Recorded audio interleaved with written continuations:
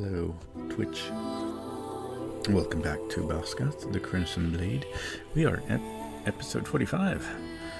We are getting up there in episodes. Yay! Going See to how well we do till we get to 50. yeah. Getting up there in the story. I actually made it to Polaria. Saw a couple of succubi last time, which Grimthar would be staying behind, but the rest of the group ended up walking outside in order to try to find things to shop for. And I think that's where we're going to pick up, where Volsa is already been outside.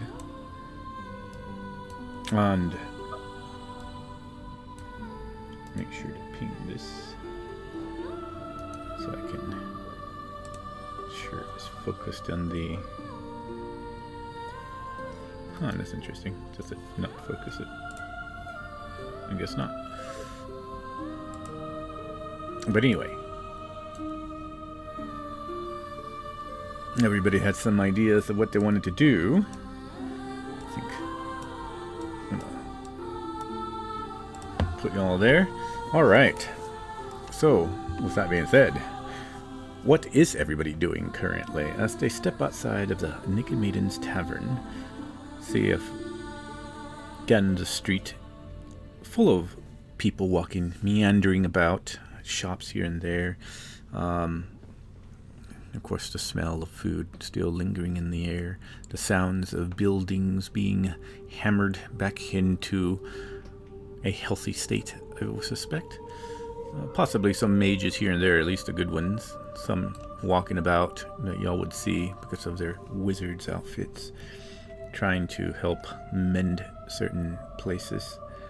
You see various types of knights, some of them in just regular armor, or some of them in full plate armor, some of them on horses off in the distance, carrying about their own business, moving forward, back and around the streets. But as soon as you step out, the atmosphere is pretty much alive with life, but it is getting down to closer. I think last we were around, maybe, let's put it at around, depending on how long y'all were inside. Y'all started out in the morning, walked in here, got up to about noon, say about 3 o'clock or so.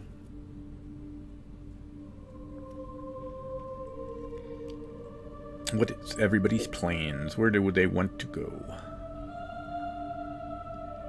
Tarnik would head towards the weaponsmith, blacksmith. Whoa. Let's see. I don't know why your volume is so low today. Let me fix it. I'm going to turn you up a little bit. Alright, say something again? Yeah, so Tarnik would head towards the weaponsmith, blacksmith, and talk to them about sharpening and pounding out his armor again, so it's all nice and neat again.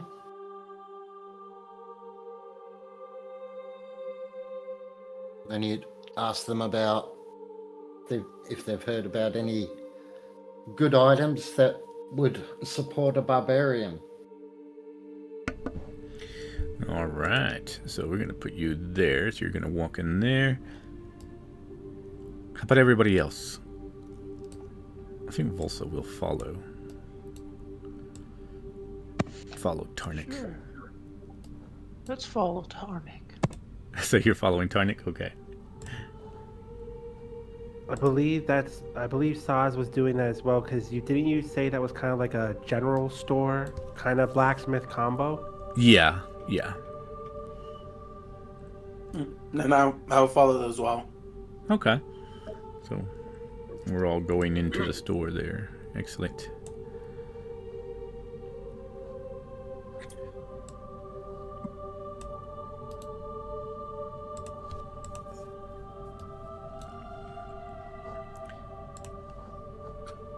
So we'll go here. Put y'all in here. the hell? That's weird.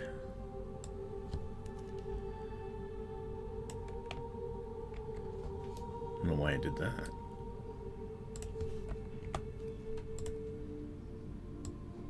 Boom.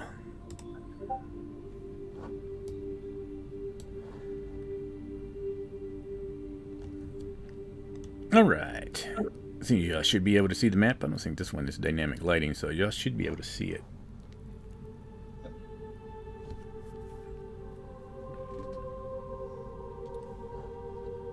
Oh, well, okay. That is very small. Okay, there we go.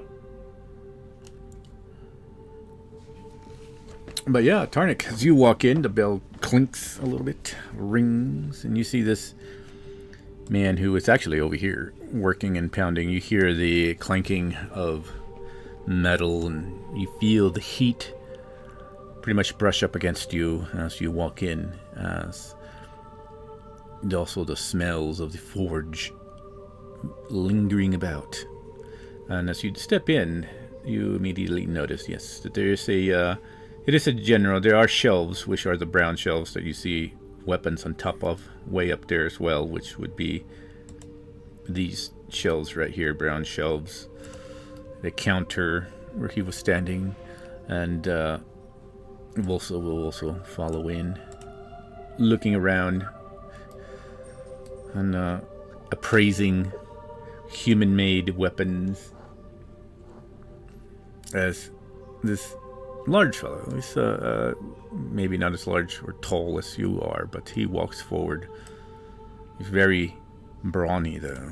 That's his hammer, and looks over and is like, "Oh, well, hello there.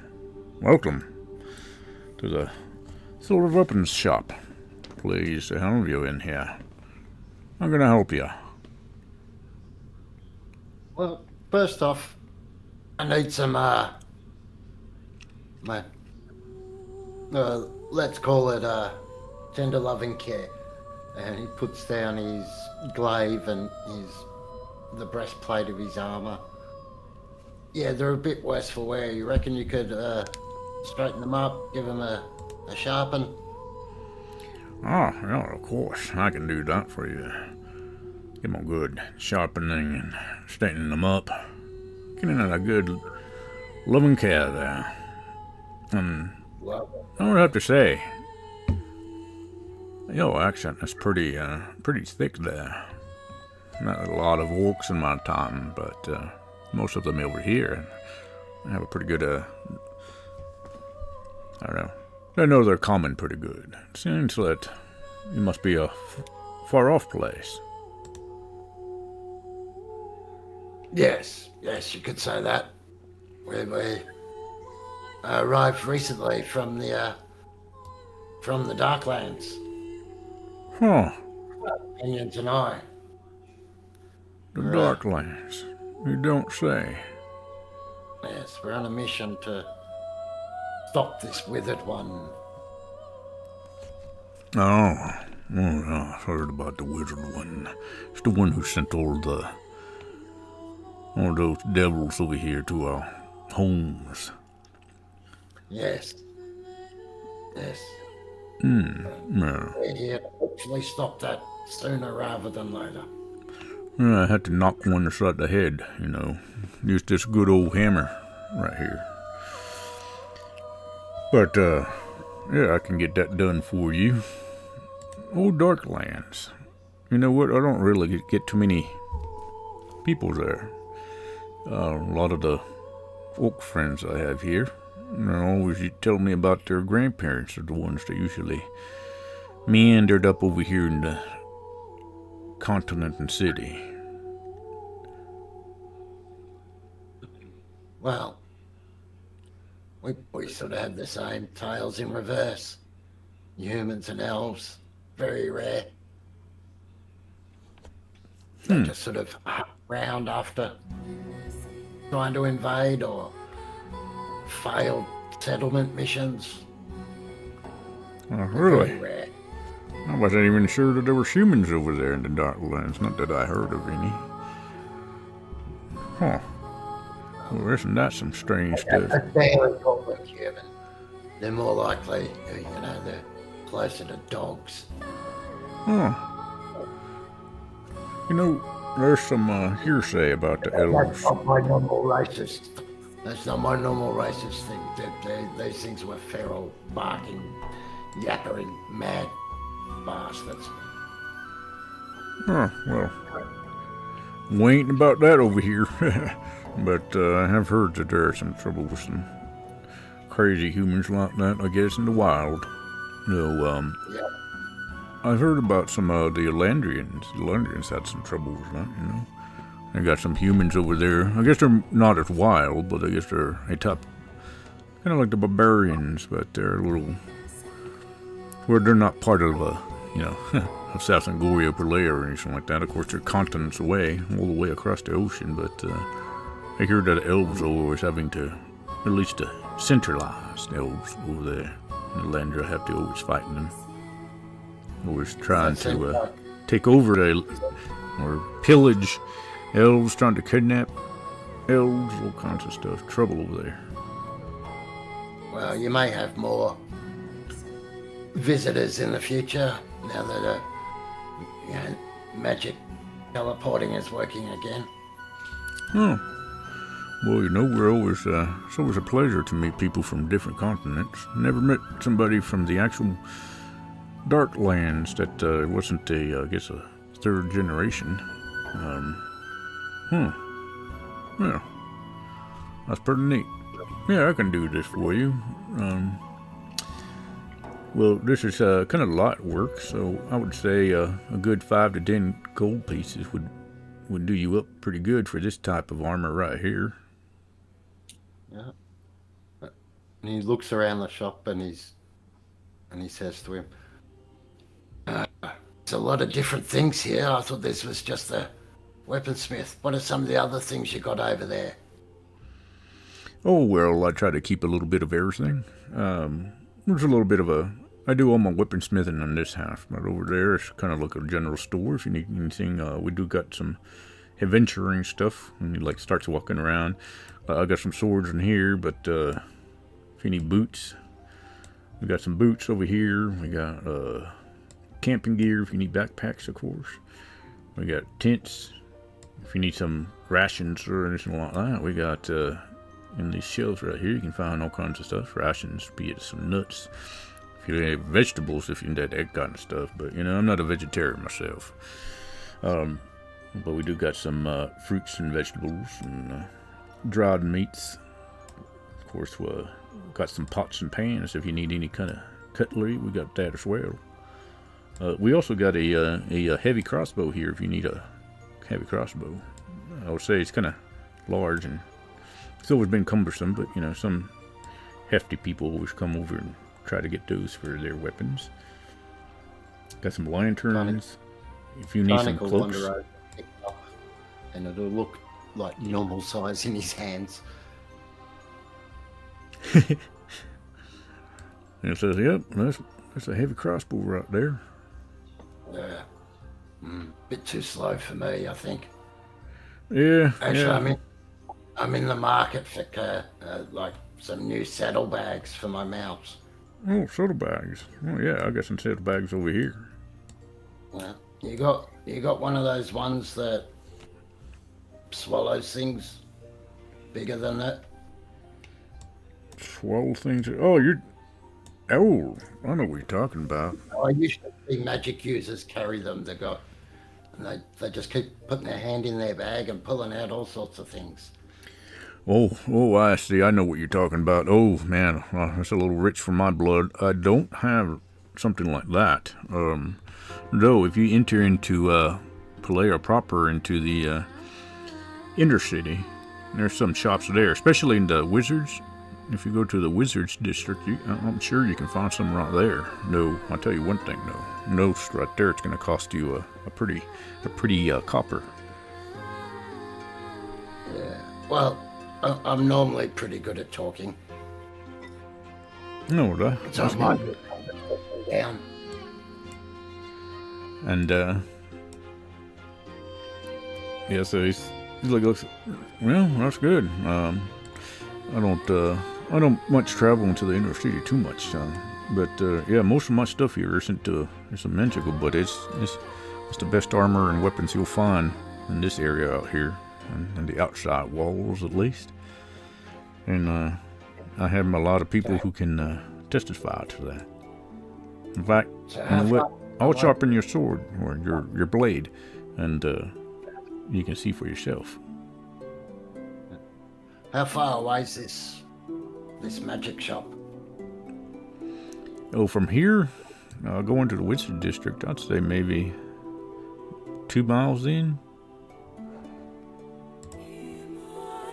Could be wrong, but I think it's 2 miles in. You have to go in through the first wall, and it's located off to the south part of the second wall. You can't miss it. You'll see some wizards' towers everywhere. I'll keep that in mind. And you'll have a wander around, looking at the wares. And then when his gear's ready, he'll just put 20 gold on the bench for him, and say thank you very much. Yeah, he'll if you're just looking around, yeah, he'll just take the which one did you give him? You gave him the armor and your And the blade, yeah. okay. Yeah, he'll just go back over here as everybody is around walking in. He'll start heating it up, and he'll go back to the counter and looks over at everybody else like, oh, hello there. Anything I can help you folks with? Just curious. Oh, well, just have a look, see. I got whatever you might need. Got some rope over there.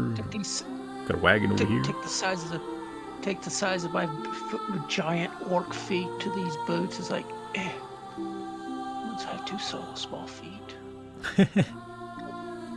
How tall is Narzag? 7 foot. 7 foot? Let me make sure.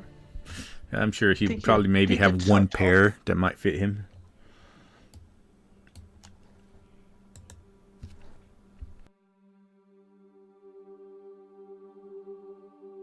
Oh, don't crash. Don't crash. Don't crash.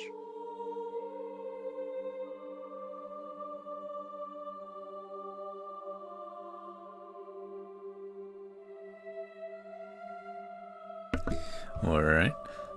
And yeah, he just looks over at well, he'll look at Saz as well. It's like, well, hello there. I'm afraid I don't know if I had any boots for you, but yeah. How can I help you?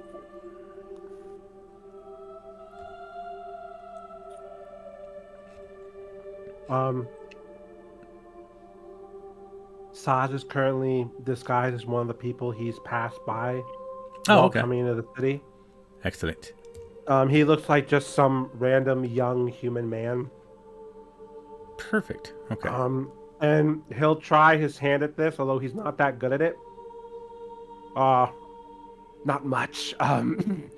Just thought I'd look around your store and see what I could find. Oh, yeah. If you're looking for anything particular, just let me know. I can point you in the right direction.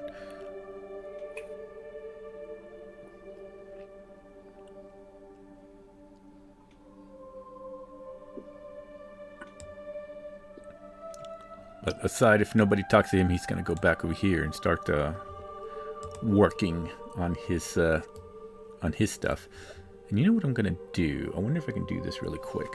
So I can keep up with Mr. Saz. Let me see. I wonder if it'll let me.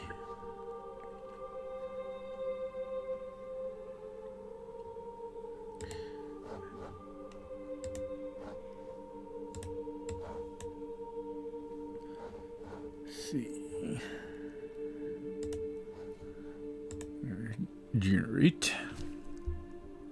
He said he's kind of like a younger human. Yes, just some random person he picked from coming into the actual city from the streets with that guard who was showing us around. Cool. I'm going to do this for you, and I think you should be able to click it once I do it. I could be wrong.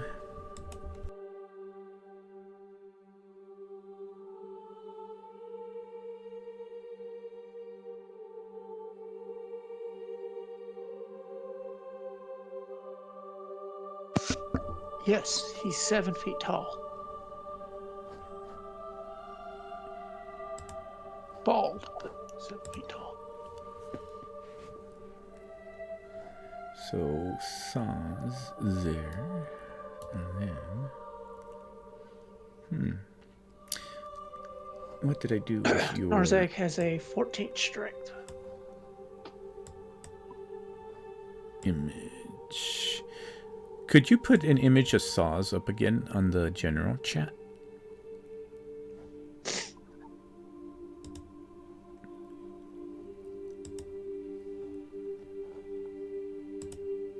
I'm kind of curious if this is going to work.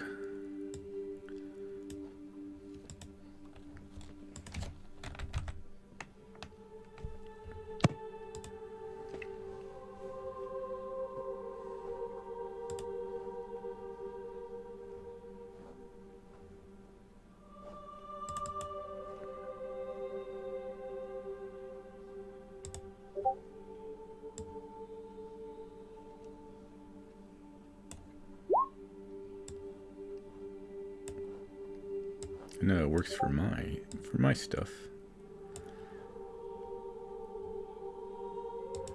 Okay, do that. Cool. And then we got Mr. Saz here.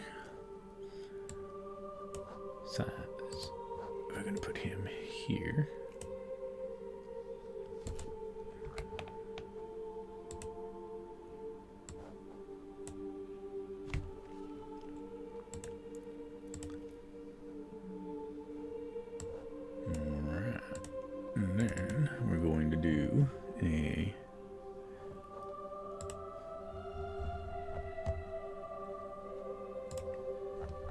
I have to do this for the succubi, so I think I know I can do it, but let me see if it works for...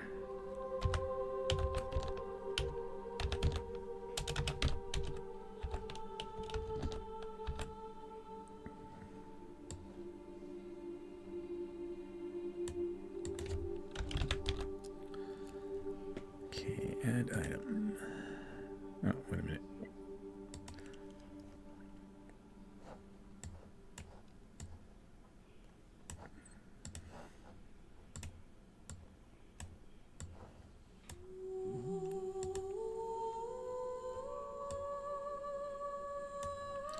Should be pretty nifty right there. Boom.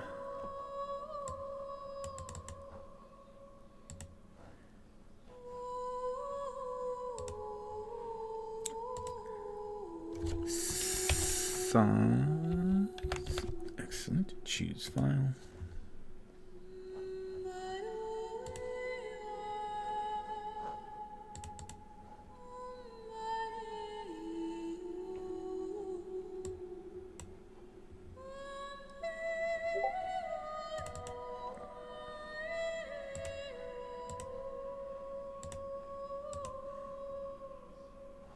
Well, that's interesting.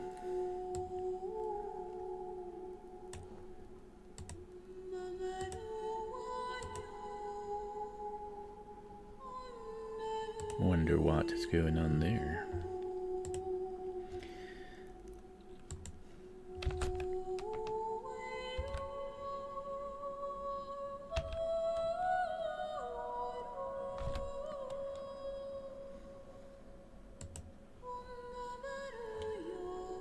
Sorry, figured that would be... I guess maybe they had trouble with the... I'm gonna put these two tokens in here really quick. I guess it's the trouble with roll 20 that they had today.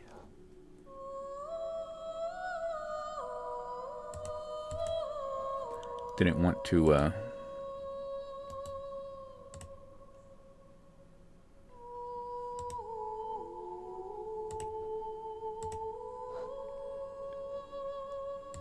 didn't want to upload anymore, I guess.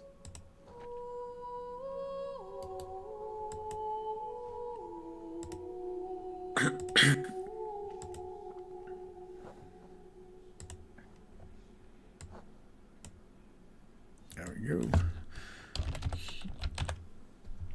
And this one is going to be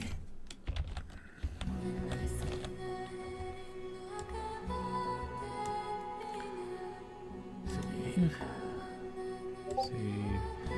So I'm going to put a token in the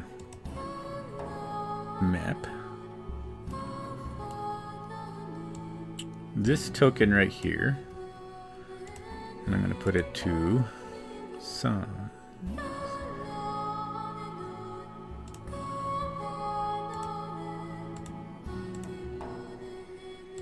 Okay. And let's see if it's going to work for him.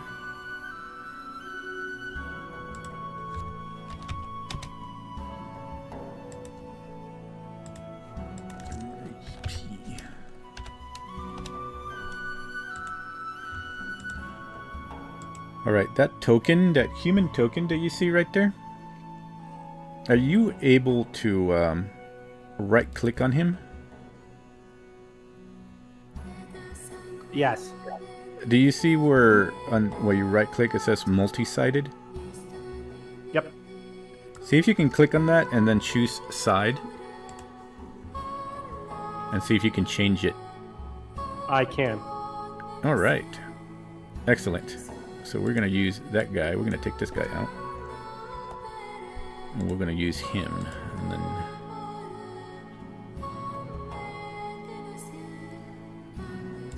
I think we should be able to do that. There we go.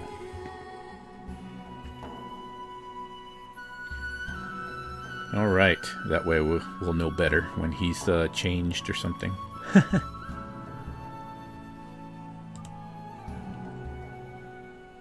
All right. Much easier in Owlbear. I have a little folder for Thaddeus with all these different faces. Oh. Well, this thing is pretty cool just because you can have up to like 10 different things in here and change them all into different... And the token that changes them. It's pretty neat. That's why I have for the succubus, so... when they're changed. Depending if they're wearing clothing or not, I guess. But, alright. What would Sauce be looking for? And if there's anything that in particular that Cub might be looking for, too.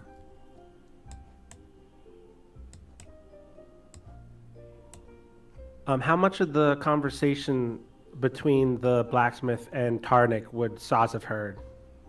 If you would have walked in right behind Tarnik, probably quite a bit. He probably would have then just be looking around to see what this place has to offer, but based off that conversation, they wouldn't really have anything that would stick out to him unless they have spell components. Ah, okay. Yeah, so he wouldn't have that here. Then he'd probably just be literally looking around, picking things up, swinging them around, looking like he's this disguise he is, but realistically, Saz is interested in magical armaments and spell components, so this place would not help him. Yeah, I think about the only...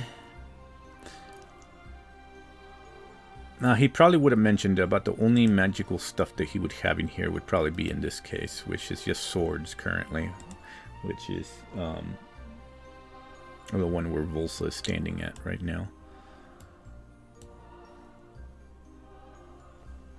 But yeah, it would take about like a good 30 minutes or so for him to finish most of his stuff. It doesn't take too long for him to bang out most of the armor. maybe up to 40 minutes or so, if everybody's going to wait that long, and then get everything ready and sharpened. He would eventually return. So, I think we got it all done, all good and ready. You can test out the blade now. It's going to be pretty sharp.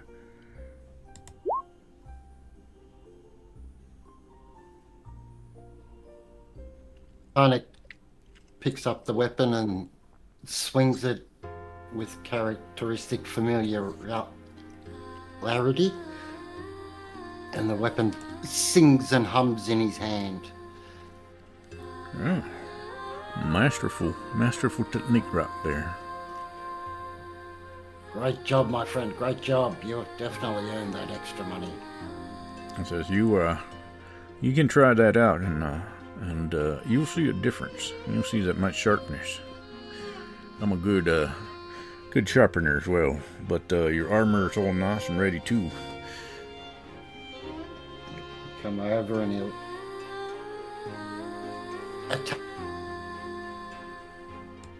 attach it as quickly as he can.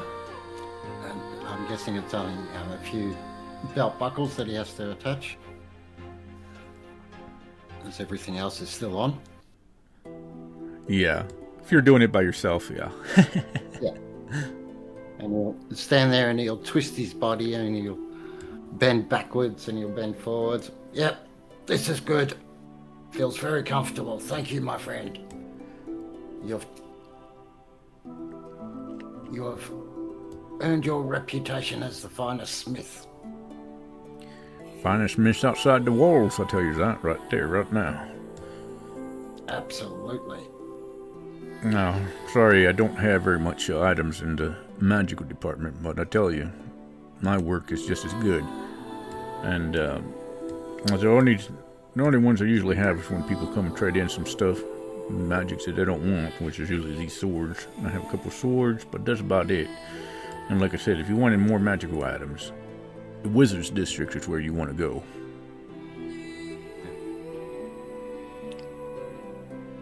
Do you have any tool sets, perchance? I got smith's tools. I got a little bit of tinker's tools. And there any, I do got some carpenter tools in here. He's looking around. I even have one good set of some alchemy tools too. Some You know one of them what? arcane engineers came in here and dropped it off. Yeah, give me one set of each of your tools that you got there. Oh, all right. Yeah, okay, we can do that. Let me ring up the stuff right now.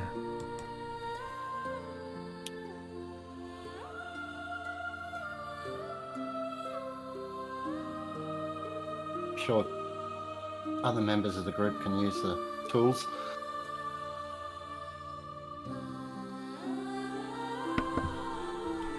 And he starts writing down on paper, and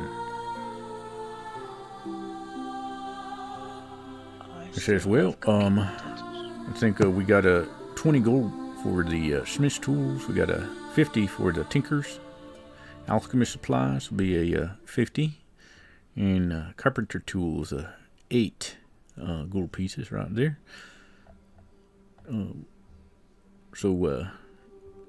Yeah, if you were wanting all of it, that'd be 128 gold pieces. I tell you what, you're such a good customer. I'd give it to you for how about 110 gold pieces. You have all 4.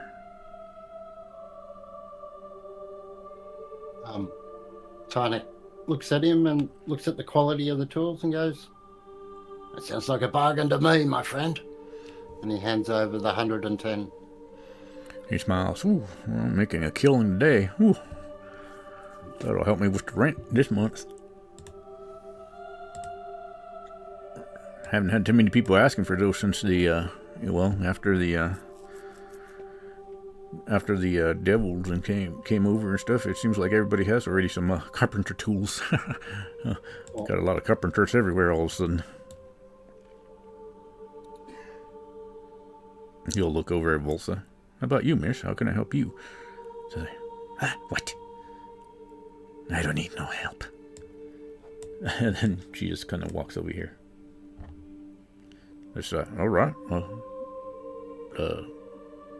good enough for me. It's the best. Anything else you might be looking for?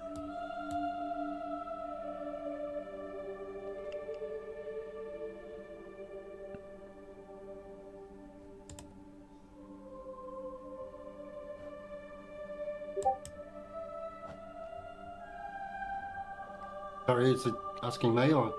Oh, just yeah, you in general, or anybody in general. Yeah, Tarnik was just waiting for the others to finish up.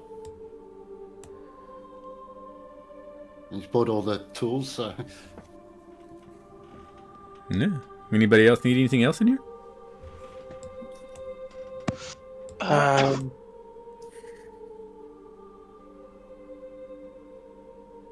Yes, I'll ask him if he carries any herbalism kits, healing kits. Herbalism kits. He'll walk over to the shelf. Let me see here. Roll me a percentile. Okay. Okay.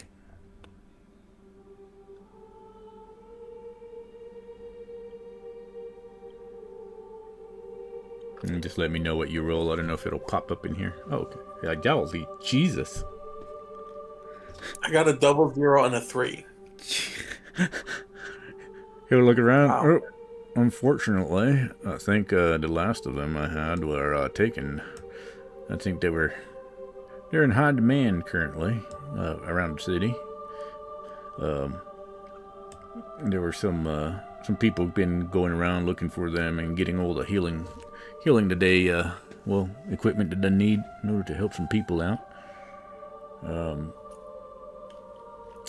I know that they started setting up a campsite in the inner walls. If you want to try to get some healing kits, you could probably go there.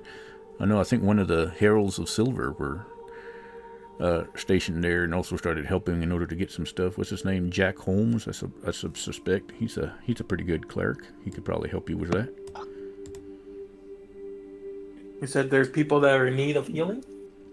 Oh yes, there's quite a few people that have been around that still need some healing here and there. There's a lot of clerics, but most of them are always concentrated on the wealthier parts of the town. People out here in the outskirts don't get too much notice. We actually have a lot of help from people now because they started taking notice of the, you've been in town, you probably have noticed about the Naked Maiden's Tavern. I don't visit there much often myself, but that's the only current working portal, they tell me now. So now we started having a lot of the knights and people of the higher class coming over here in order to converse with the devils in there. I know. They actually help defend the city. I don't get it. Why are devils helping defend the city? Well, I've been here quite a long time.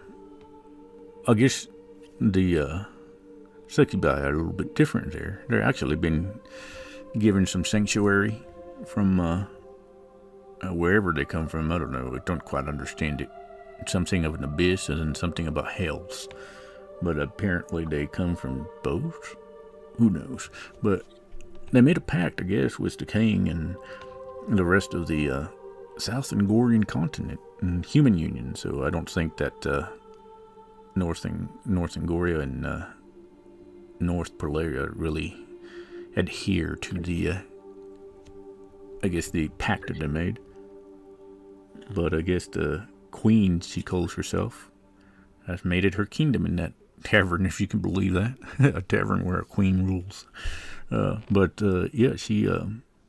She helps the city, and I guess she's taken it under her wing in a sense because she gets these succubi there looking for safety and trying to get away from the abyss or hells, and she gives them freedom, I suspect. At least that's what my customers have said, the ones that go in there and talk about all the rumors and stuff.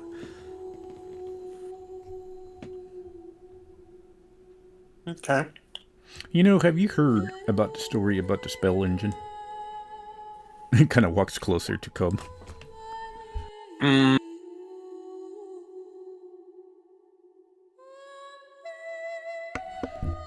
kind of looks at everybody. Have you heard about the Heralds of Silver?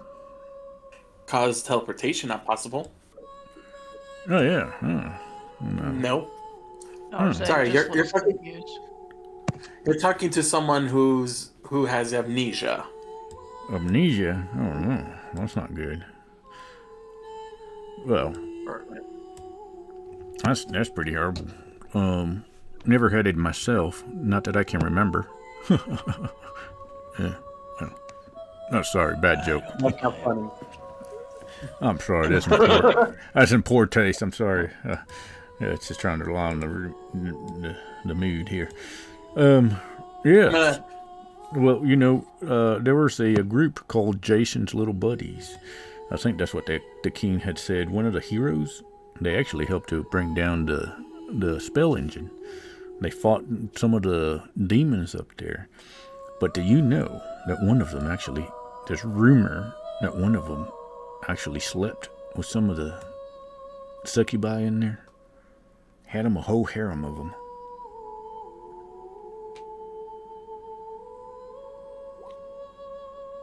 Really? Yeah, strangest thing. So I don't know. I guess if heroes are over here colluding with succubi, I guess they can't be that bad, right?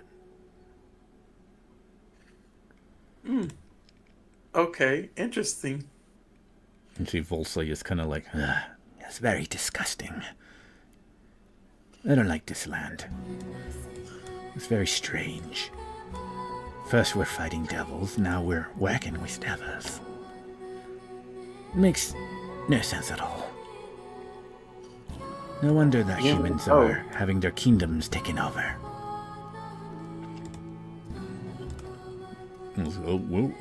I suppose you can... I guess that's one way to look at it. I don't know. I figured that they fought with us.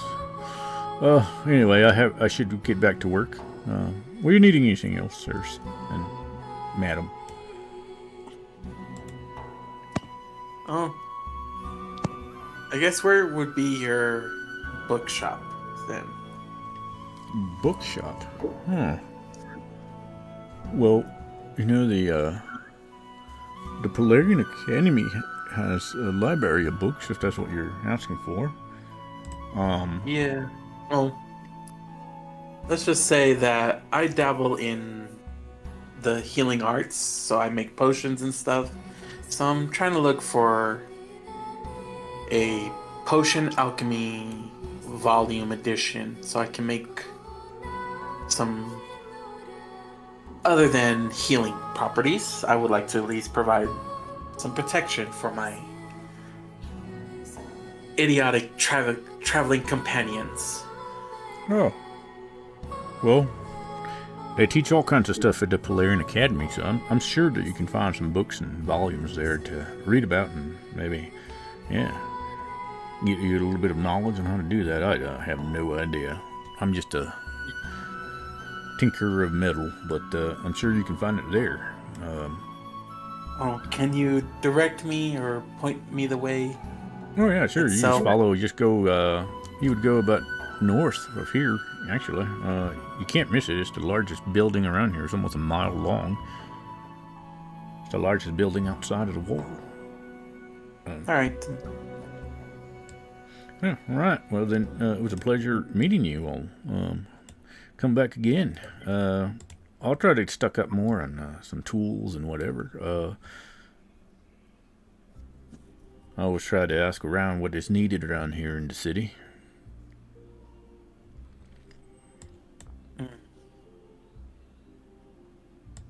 And also just walks by and says, "Common sense. That should be the first start." She follows Tarnik.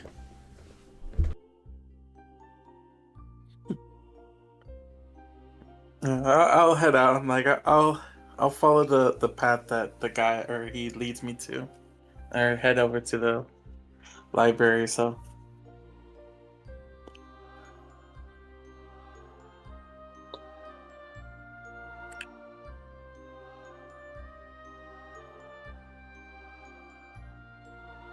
You coming, Narzag? sorry. Oh, my token disappeared. Sorry, I was gonna. This map I was is just so. going in silence. Mm-hmm. So if you are here at the corner, I don't know if it'll ping. It's a small map because I couldn't get it to. I don't know how they handle those little. What do you call it? Hexes. They couldn't get them larger, so I had to shrink the map down. But if you're here at the corner of this L Street, the you would see probably maybe past certain smaller buildings that you could see the Polarian school here. It's pretty large, can't miss it. But aside from that, we'll jump back over here. And we'll say that you're going to be going. Oh my god, you're already gone. Oh, there you are. Yeah, you can go up Academy Way. How about everybody else? Where do they wish to try to go to today? Be right back. It definitely sounds like Saz and Cobb have very similar goals in mind, at least location-wise.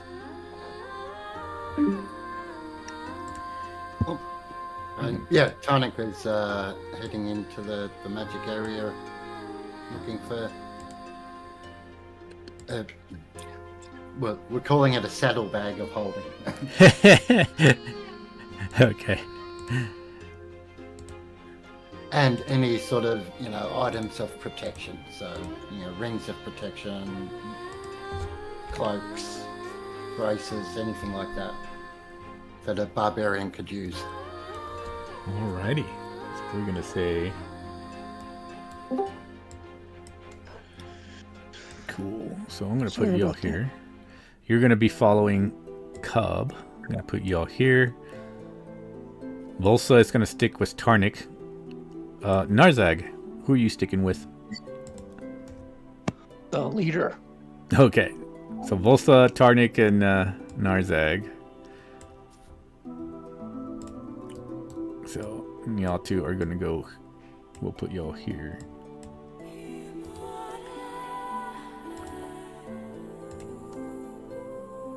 Wonder if I can do, just so I know where everybody's gonna go. I'm gonna put y'all here so I can. Well, God, there's humongous.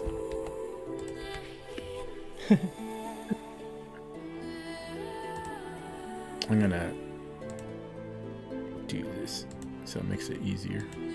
Just so I can keep track of everybody.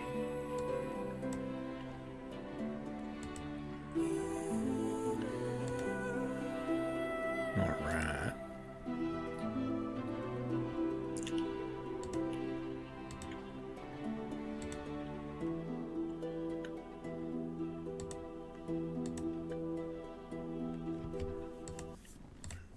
Okay.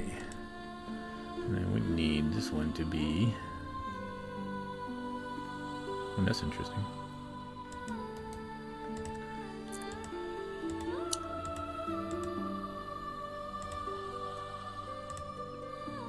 Wonder why it doesn't let me do that.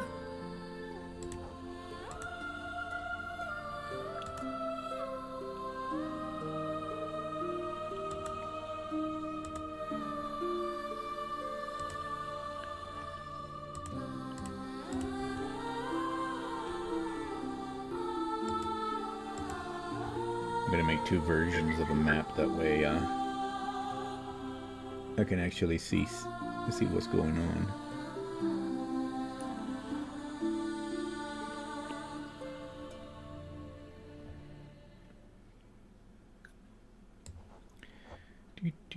Do.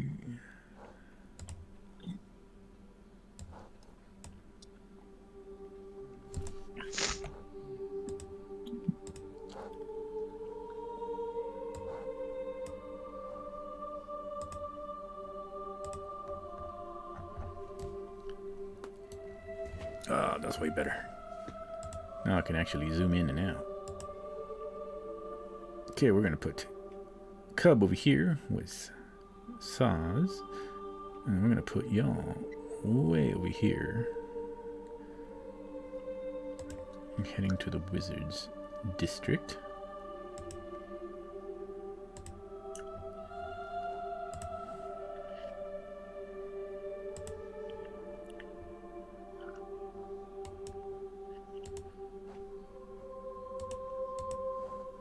And move y'all here.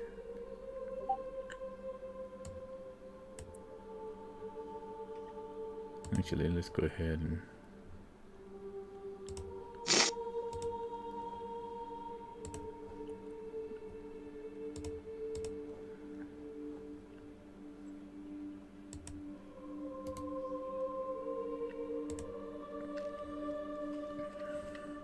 y'all giants among cities. Wait a second. I think I messed up. DM, Cub's not going to the Wizard District? Yes. I thought you were going to the Polarian, to the library, right? Or you don't go? Are you following Tarnik to the Wizards? I'm going where we're going to the book, or where I can get the book. Yeah, so that would be the Polarian Academy that you're at right there. Yeah, I'm going to the academy. Yeah. All right, then, yeah, I did mess up. I'm going with them to the Wizarding District for spell components. Okay, so you're going to go over here to the Wizards District. Okay, cool. All right, so. All right, spell components. I forgot about that. Yeah, so Cub, you're going to head over to the academy eventually. Making your way, going up through the different streets, you do catch sight of this large building that is the academy. And see, the Polarian Academy is basically just like 3 stories worth of large buildings, blue roofs, very nice for what it is, basically out here. It's the nicest of all the buildings that you've seen so far, and you do see a lot of work, hammering and fixing, and though you notice also that it probably was not one that got hit the most as well. It still has most of its buildings that are standing as if nothing ever touched them. You also see younger folk, humans, elves, tieflings, gnomes, dwarves, all kinds of different races walking here and about, younger races going back and forth, possibly to classes. And I don't know where my large map for it is, but it's okay. I think I have it in one of my other. I need to transfer it into this one. But for now, we'll just use Theater of the Mind as you walk up, and particularly going up to the very front of it is where the entrance is. And there are double doors as people walk out of them and move past you. A lot of people talking and conversing, some of them talking about the classes that they've had and all the different things that are happening ever since that things have seemed to be going back to normal. But yes, you are at the front doors. Right. I'll go ahead and I'll enter through the doors. You arrive at the large hallway and you see that the thing is just different from whatever you've seen. It's very elegant in here. Marble floor, and you see a lot more traffic in here. Kids or young people in that sense, moving back and forth, rushing to classes. But you do see doors that lead into what seems to be offices. I'm gonna try to, or I'm gonna stop one of the passing students to ask them, or to ask them a question. Oh, sure. Like, you see a group of students, and one of them turns back to you. It's a younger human male and his two friends. It's like, oh, hey, yes, I'm gonna help you. Sorry, do not mean to hold you on whatever it is you human things are doing itself-wise or so. But question. I was pointed by a blacksmith from a general shop. He told me that I can come here and purchase a book on alchemy to make potions of resistance. For you see, I'm a healer. Well, we do have a library. I don't know if you can purchase the book there. Usually you can rent, well, not really rent it out. You just kind of check it out. What is this checking out? You tell the librarian you're taking a book, you sign your name, and you give them an address, and then when you're done with it, you bring it back. Usually. Sometimes it's a time limit. You know, you can have about a month or so. What if I want to keep it indefinitely and not give it back? Because I'm an adventuring healer and I will never be coming back to this area again. I guess you could. Well, there is, I guess, bookshops. We don't have very many anywhere around here, but if you go into the inner walls, you can find some there. Let me see. I'm trying to think. I think in the Great Market area, they have a lot of bookshops there. Well, not a lot, but they have two, I think. Do you know how to get to the Great Market area? Does it look like I know how to get to the Great Market area? It says, damn, dude, you're so rude. It's like... And... Look, I just need to... When you're... You know what? Sorry. Just the party that I travel are idiots. And... they give me a headache, and... It's bad enough that I deal with amnesia, but I have to deal with idiots. See, one of the other friends like, well, dude, like, Teddy Righteous, man. Like, I understand that shit, dude. Like... But, so I'm sorry for coming across rude, but then again, I don't know how to do this. Well, it's alright, man. It's totally righteous, dude, man. Hey, man, you know what? We're gonna be having like a party tonight and shit, dude. You wanna like come by and stuff? Kind of relax a little bit? Well, we have all kinds of drinks and shit, you know? I appreciate it, but I will have to decline. I have my own. I pull out my dragon vessel. And it's like I have my own unlimited batch.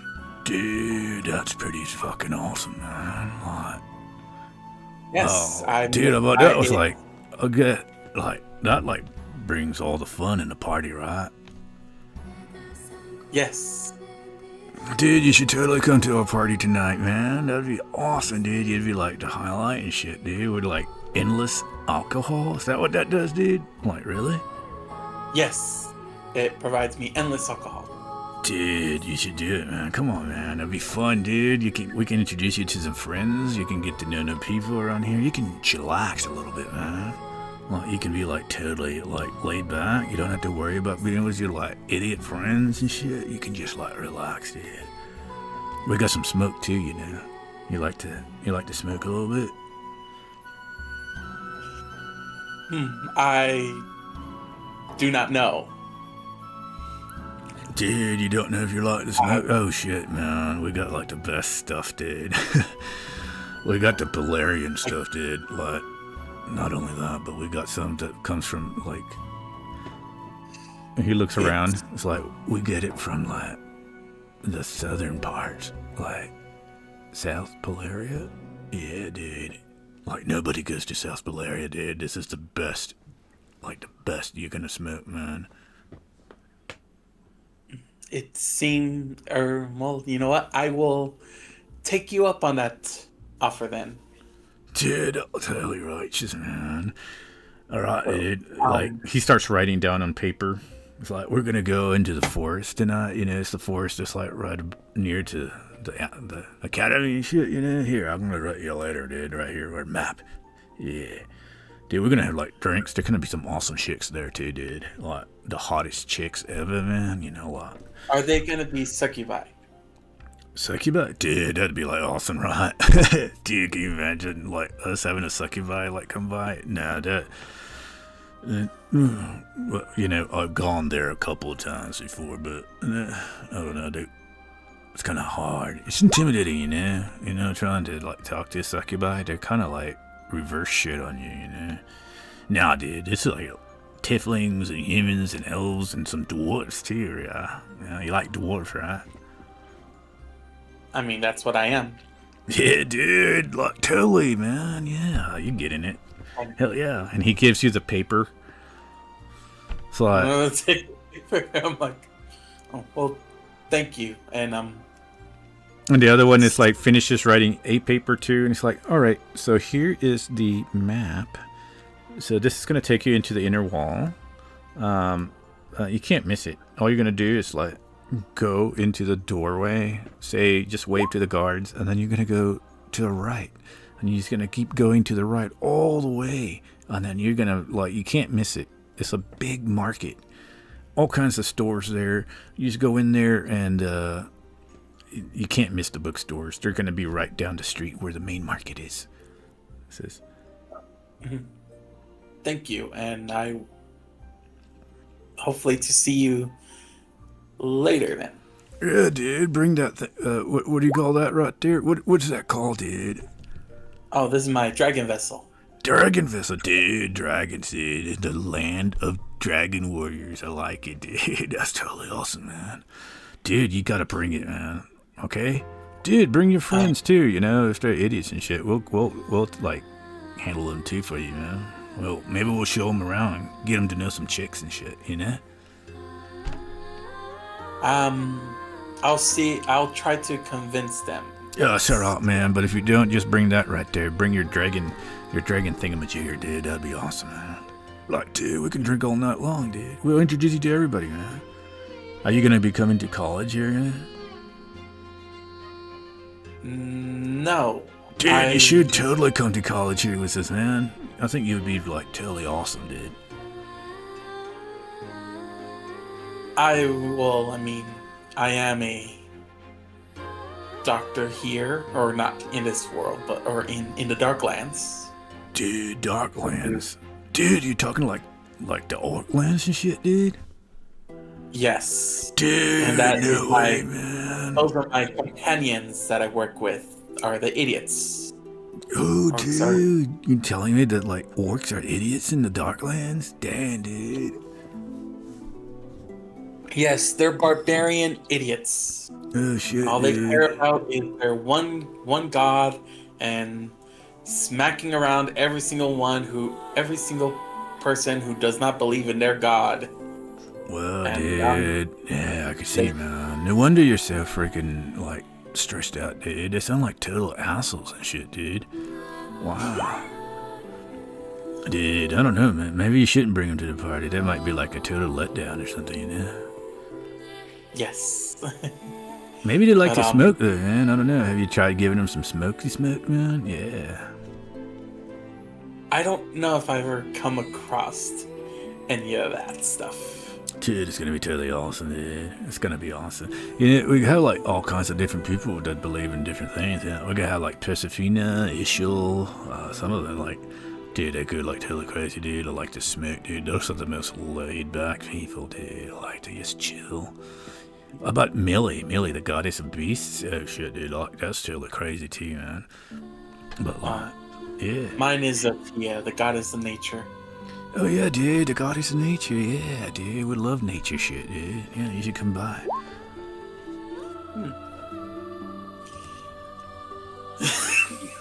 Right, that's what I'm saying. But it's Thank you. I will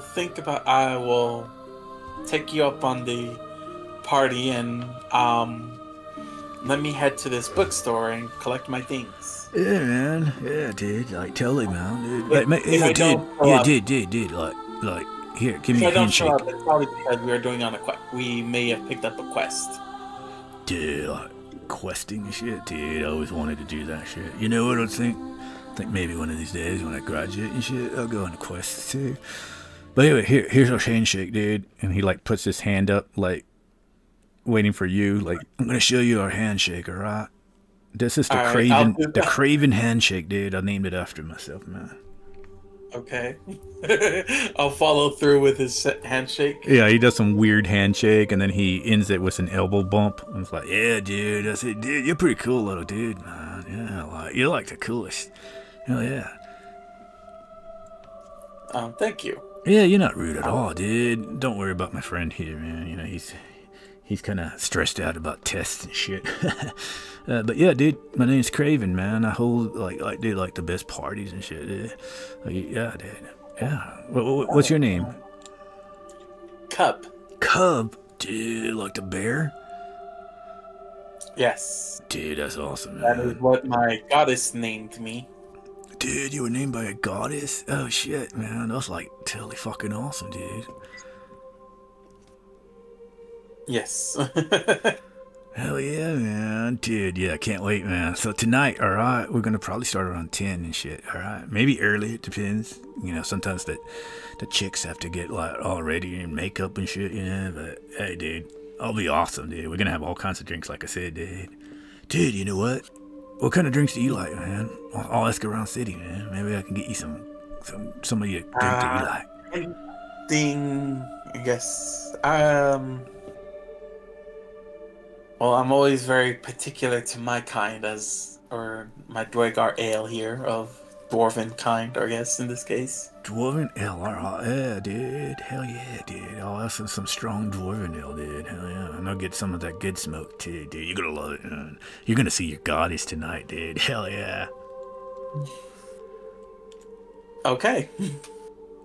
And, it's like, alright, cool, dude. He gives you a thumbs up. And then he goes, come on, Trent, let's go, man. And hey, you see him, he grabs a shoulder of Trent, and like Trent like hands you the paper. Yeah, just like I said, just follow that, man. Just go like to the right, dude. Once you get into the inner wall, you'll find it. Okay, thank you, and I'm sorry for taking up your time, I guess. The other one says like, no, dude, it's really cool, dude. Always like to meet new people, man. Hell yeah.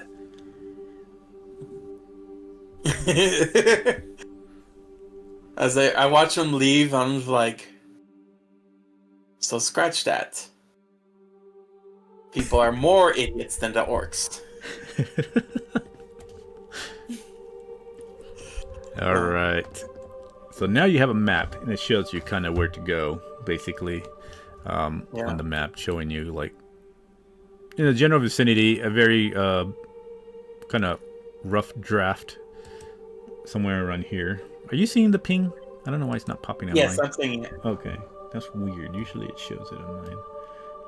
Guess whenever it Yeah, went I down saw it. today, it kind of died off. All right, so I'm gonna put you. I'm gonna go ahead and follow. I'm gonna follow through with the map itself. Alrighty, then we're gonna go over to Tarnik and everybody else. So y'all are walking in. You do make it past one of the. For y'all, if y'all were gonna head this way, y'all probably won't go through this gate that was here. So y'all would have been going through this gate, and then as soon as you enter, you arrive at a neighborhood. You see the houses are actually built a little bit. Well, where y'all entered through to the south, y'all would have seen houses that are a little bit smaller, and you would have seen halflings and possibly gnomes that were walking about this particular area, more abundant than the area that you left. And then as you enter here, the houses get back to normal size, and off in the distance you are able to see these towers. As you are coming closer and closer, you see these towers that are just like humongous and tall, Some of them have some clouds that touch, especially over in this district over here beyond the other wall. You can see the clouds almost touch them, and you can see the castle, a large castle now as well. But here, within this area here, you can see what look like towers, while these are like spires and a little bit different, the taller ones. But in this section here, you see what seems to be more like towers in that area. Not very many, but just enough. And one particular one. But for that majority of it, that's where you think that you are heading toward. Eventually, you see, arriving in that area. We'll go to this one over here. And, yep, just passing through a lot of people, lots of traffic, people talking, a lot of work still happening as y'all move and maneuver through the crowds. Unless y'all are going to stop and speak with anybody, pretty much y'all pass by this neighborhood of houses. You see kids playing about, people talking about the war and the devils, and it becomes much more elegant here as far as also the roads are cobblestoned and not so much dirt road as there was outside of the wall.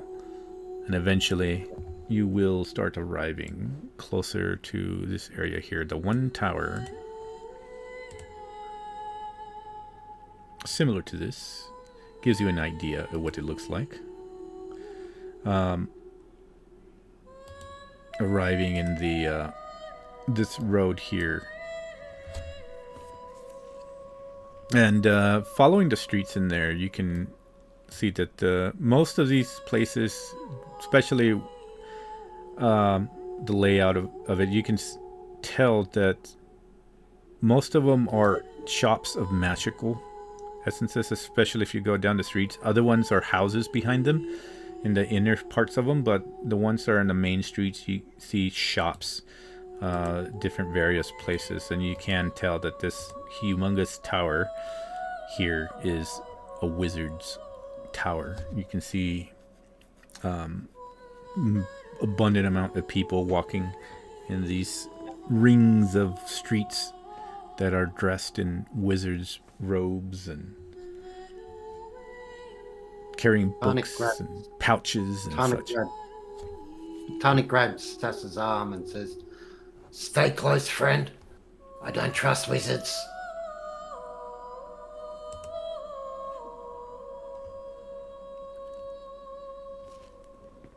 All right. And as y'all are going in there, what are y'all searching for?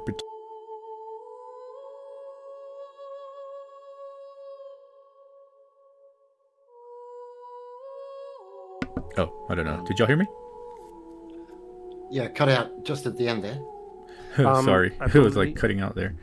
I believe Tarnik and Saz are looking for some similar stuff, but Saz is also looking for diamonds and anything magical that might be of use to a sorcerer, really.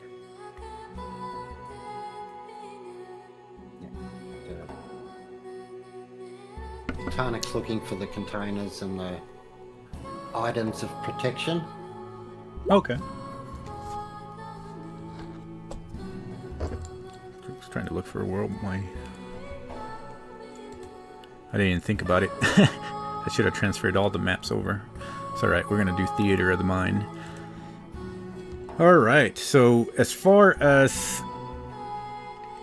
So if y'all are walking down the streets, y'all would find, at least for more of a regent and such, you would find the what would be called the arcane folio, basically. And from what you can at least tell from this, it has a repository of different spell components, maybe rare materials from the signs. Well, I don't know, depending. Y'all, yeah, I guess if y'all can read common, talk common, I would suspect y'all can have a little bit of reading, right? Let me see here. You can speak it, but can you read it?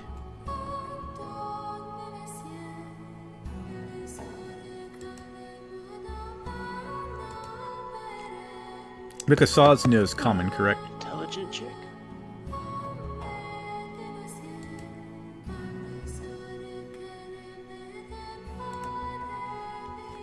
Let's see. I believe we agreed to that Saz knows how to speak normal common and knows how to speak orc.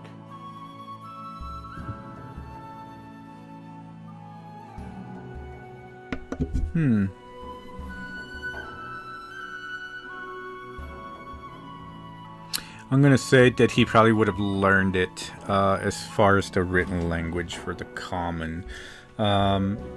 Especially for him being Saz. Maybe like Tarnik probably does not know how to read the signs. He knows how to speak the common, but maybe not. I would probably give it more to Saz than anything else to be able to read the signs.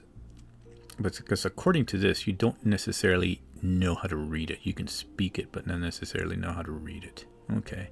Yeah, and being from a different continent, Saz would probably be the one that would probably have, because of different tomes. There are different tomes, especially collections that the Sarpari would probably have collected anyway to be able to know and infiltrate into different places. So it would be up to Saz to read the signs if he wished to Gotcha. to Tarnik. But Well, seeing as far as I know, we're both looking for similar stuff in the way of gear, I would definitely lead him towards what he's looking for. And he did just solve my diamond problem, so I will take the bribe. cool. All right, then here's the general magic supply shop is basically the Arcane Emporium, is what you would come up above to. If y'all probably would be your best bet to find the things that y'all are looking for, since that's more of a general store that you would see going down this particular street, which would be right at the corner actually of this, right before you get into the large, humongous tower that's over there. I don't think anybody's looking for regents and such. Saz would address everybody who's here and say, I believe this is what we are searching for.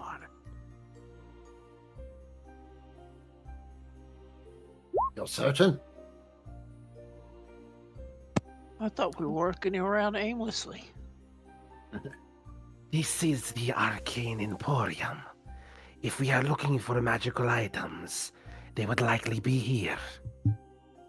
Excellent. Let's go on in.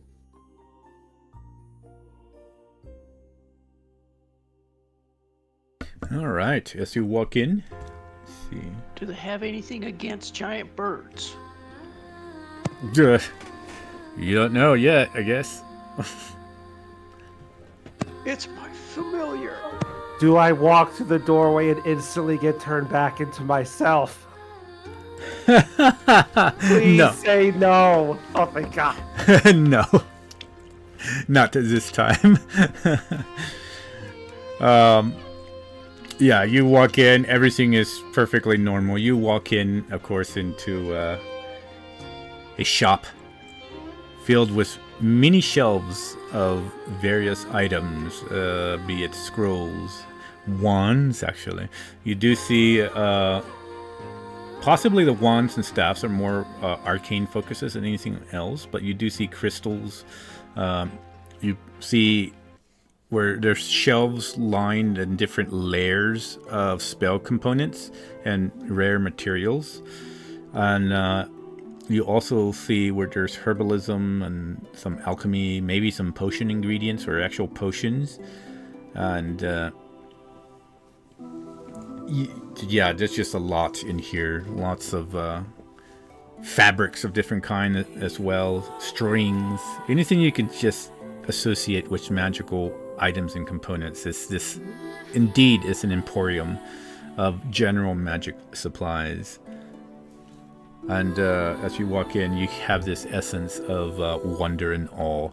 of all the things that you've seen, especially for Tarnik, you've never seen something so filled with so many magical components in a sense.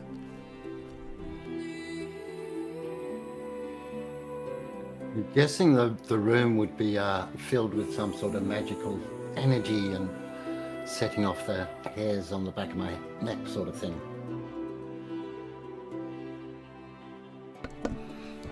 Sorry, I don't know why it cut out there. What did you say again?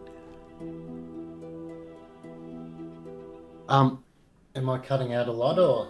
No, I think it's just my stuff on my side. I don't know what's going on. I don't know if it's my internet or something. I just noticed things are getting a little laggy for me. Over the weekend. Yeah, I was saying, what was I saying? Something about the neck? But yeah, I'd feel like the magical energy of all these items in the one room, you know, causing the hairs on the back of my neck to stand up. For sure. And let's see here. Y'all would see. Oh, okay, Mecca is the one who runs that. All right, and you see a female who will step up behind these fabrics, curtains, almost like purplish bluish curtains, and she steps up to the counter where y'all are looking. You do see like two other younger folks in here, humans, one female, one male. They're looking at spell components. They're like, oh man, I think this is the one that I need, and I think this would be perfect, and I think I can make the spell work with this one right here, according to what the Professor Poji said. Well, they're just kind of talking to each other. I just sort of walk around the shop and look at all the shelves, making it obvious that I'm not very comfortable. You see this female just kind of has her eye on you and looking and says, hello, can I help you? I hope so. The blacksmith said I could find a saddlebag of holding here. She smiles. And she thinks for a moment, saddlebag of holding. And she walks out, and as she walks out and goes around the counter, at first you suspected that she might have been older, but you notice that she's probably in her 20s, this human, but her hair is completely silver. And she's wearing these purplish robes with green outlines and what seems to be a belt. It was a large green gem, circular, right in the middle of the belt, and some floral designs on her robes. And she walks forward, looking about into the shelves, and let's see here. I do remember having some sort of... Well, I do have bags of holding, but not really sure if I have a saddlebag of holding. Though I think it would do the same as a bag of holding. And she moves some stuff around, and then she pulls out a bag. And it's say about... If you were to measure it, you could measure it at least 4 palms, I guess, average human palms in size, and as far as width is concerned, and then a good 3 palms in, so 3 by 4 palms is what you would see. So about 2 foot by about 1.5 feet. Yeah. So a decent size. Yeah. Oh, that looks perfect. Oh, yeah.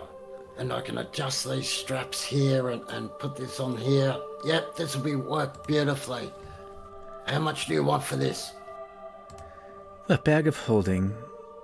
They've become quite valuable lately, so I'll take 500 gold off. Let's say 2,000 gold. Now, above table, I know that's a reasonable price, but Tarnik probably doesn't know that. So he's going to say, I was hoping more for 1,500. 1,500. And she looks down at the shelf. Roll me a persuasion. Just to see first before anything else. Got my best roll, 13. She says, we've had quite a bit of adventurers and also helpers arriving. Many people from different lands trying to at least help the injured here currently from the war.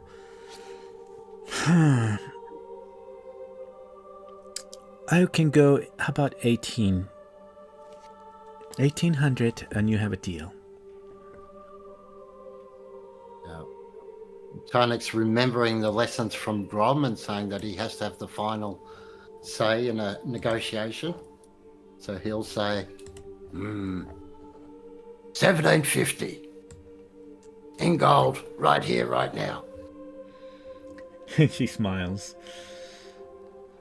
And she says, you know what? And go ahead and roll me a persuasion again. That's better. 22. 22, alright.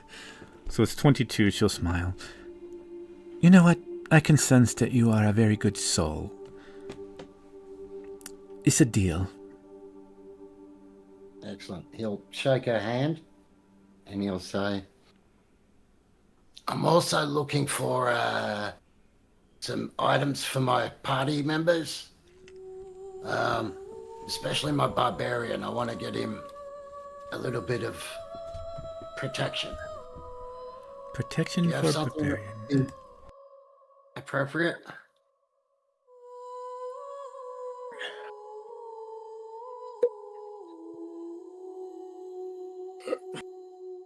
She says, well, let's see. A barbarian. I've known quite a few barbarians. They don't like to wear very much. Especially the northern barbarians from Northern Goria. What does he think about bracers? Some magical bracers. I think that'd be good. They usually rely on instinct and toughness as she walks around the shelves. And it's like digging around some of the shelves in there. These enhance the natural defense. Not cumbersome plates. But they are pure magical reinforcement, so you don't want to go in the magic dead zone for sure. But I suspect that a barbarian would be equally fearsome in such a place. But she pulls out these bracers that have some gold trimming. They look pretty small. And she says, these would work beautifully in order to enhance your friend's curiosity. And she hands them to you. Tarnik puts his own forearm forward. You got something bigger? She smiles.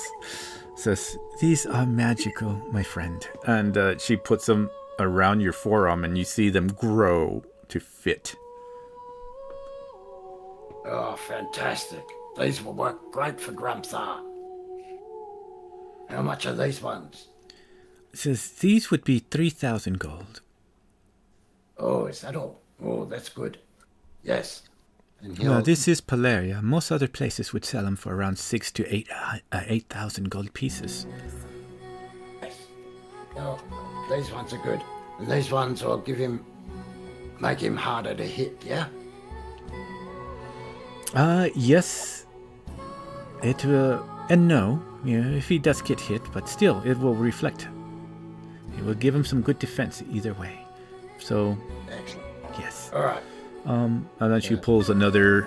This one right here are pretty common. Well, here in Polaria, uncommon in other continents. They does require an attunement. So does the bracers. I would suggest maybe an hour or so in order to get to know the attunement, a spell signature behind it. But this is what you call a cloak of protection. Very versatile, protects your body and your mind. Oh, yes. Heard of these. Very well against wizards to try to charm you, or maybe devils that might try to blast you with hellfire. Hopefully we don't have to deal with that anytime soon. And it doesn't restrict your movement. My party will definitely need to deal with the hellfires. So, yes, take that one as well. I'll take those 2 items, please. For both, it would be 6,500. But I tell you what, I will take 500 gold off for you, since you have already spent some money here with the bracers, and I'm sure that your friend will be pleased. I appreciate that. So, yes, and he'll hand over the, what was it, 6,000? Yeah, 6,000. Yeah, he'll pull it out of the party. He's got another bag of holding on him. It says, in bad Orcish, it's written Groms. And he'll pull out the 6 grand in coins. Oh wow, okay. And then she says, "Oh well, follow me, please." And she'll just kind of take you over to the desk so you can put the coins there. And with that, yes, she seals the deal and smiles. Well, thank you very much. It was a pleasure doing business with you. Now, a couple of my friends are wandering around your shop looking for items as well. If you could please extend the same courtesies that you've extended me, that would be wonderful. Thank you. And then she says, "Of course," as the 2 younger humans, walk up and says, "Hi, ma'am, can I get this right here?" And she looks over. It's like, "Oh, of course. Gold flakes and diamond dust. That would be 10,000 gold pieces." And you see the girl just open her mouth 10,000 gold pieces for some dust? And then you see her say, "And gold flakes. What if I take the gold flakes away? That would bring it down to 9,000 gold pieces for that amount of diamond dust. Though if you wish to take off a few pounds or ounces of diamond dust, I can bring it down to a good, let's say, section of 300 gold." 300 gold? And she's like, I'll come back. Thank you. And sees them kind of walk out. And then she would walk over to Narzag and Saz. "Hello, gentlemen." Hello. "Anything in particular that you are searching for?" A flask of holy water so I can cast protection from good and evil. "Oh, of course. Excellent." And she'll walk over to one of the shelves that are layered, and she'll grab a flask of water from it. And smiles. 50 gold. Much gold do we have? Hello? Who has the money?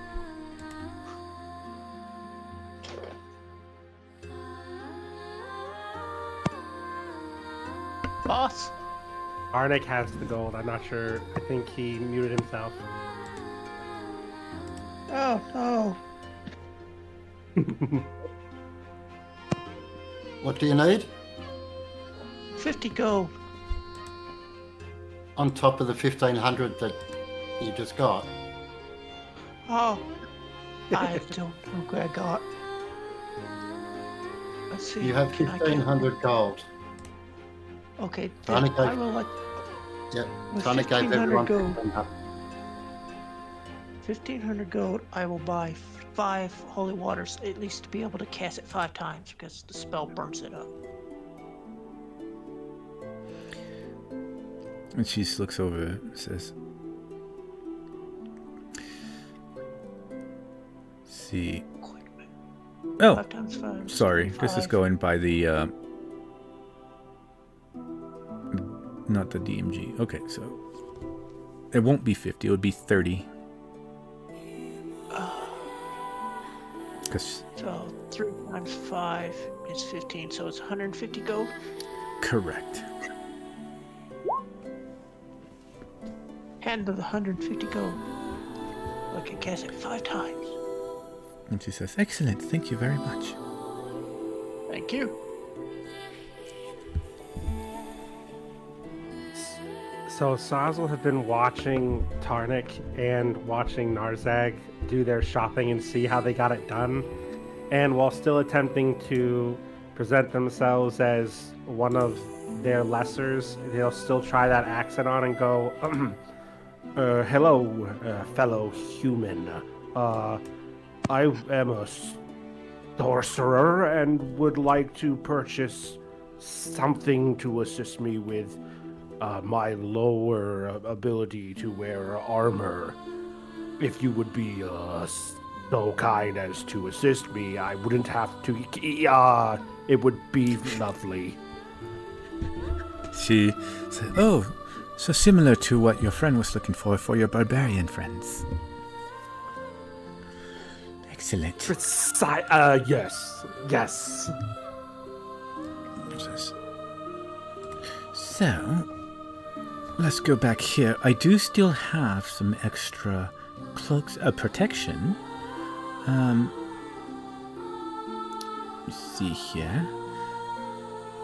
No more bracers of defense, unfortunately. And she looks. How about a ring? Do you like rings? This one will give you some protection. And let's see here.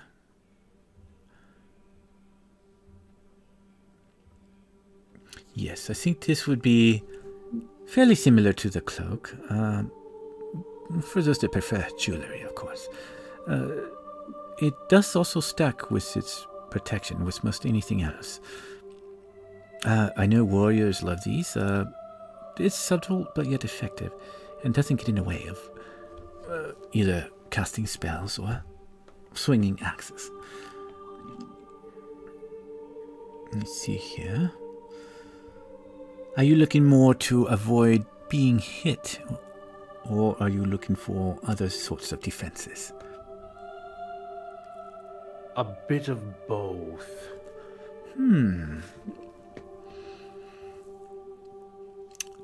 How is your health? Are you pretty healthy? I will say that we do have, well, and she grabs an amulet. This is one of the rarest ones I have here. Took quite a bit to track one down, but this is a amulet of health. Can, increase your body's resistance to certain things, make you quite a bit more sturdy.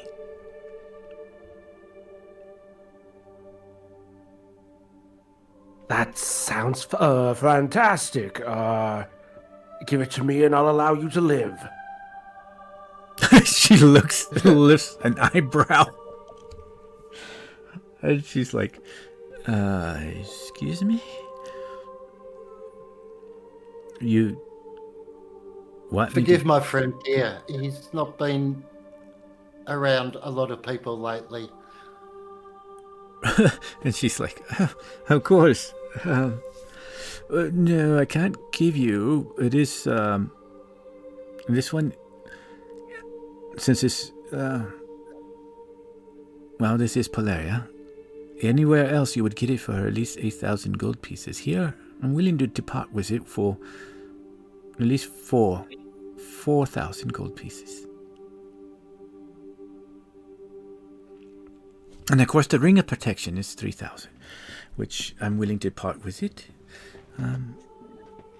I'll give a discount. I'm willing to part with it for 2,000.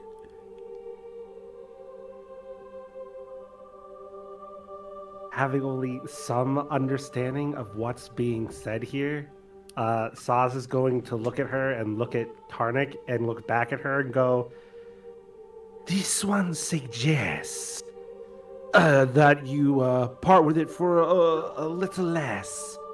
And he'll cast suggestion on her. Oh, goodness. Okay. Oh, okay. Go ahead. Let's see. What is the save on that one? It is a wisdom save, and I believe it has to beat a 17. Okay, one moment.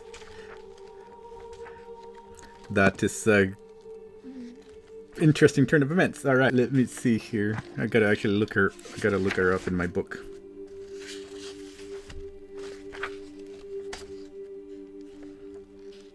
Let's see here. What page is she on?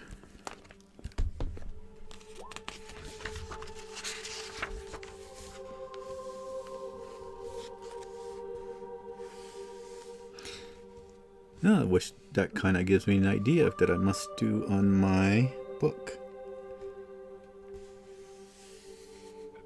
to make it easier. I didn't realize that they did not. I don't know why that's out of order. That's weird.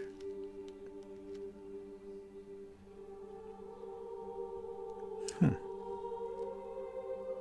gonna have to fix that. Okay. Cool. We're going to roll. Let's go on here.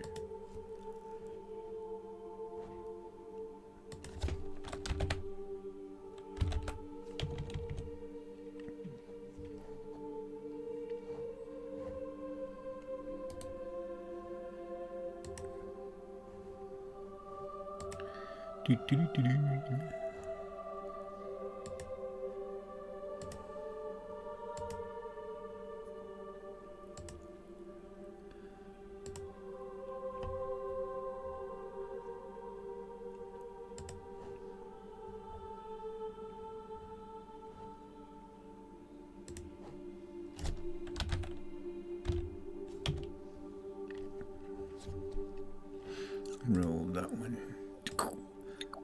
Boom. She cast suggestion, and you notice that Shit. nothing seems to happen. She just stands there holding the items, and then she sort of flickers her eyes a little thin first, but then she goes to a normal stance again. It looks over at Tarnik.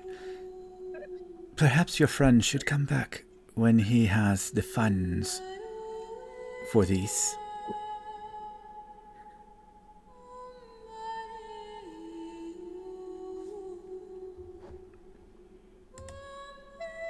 Oh, I don't know if Tarnik is muted or not. There. No. Yep, it was. Tarnik looks over and goes, "How much are you short, Saz?"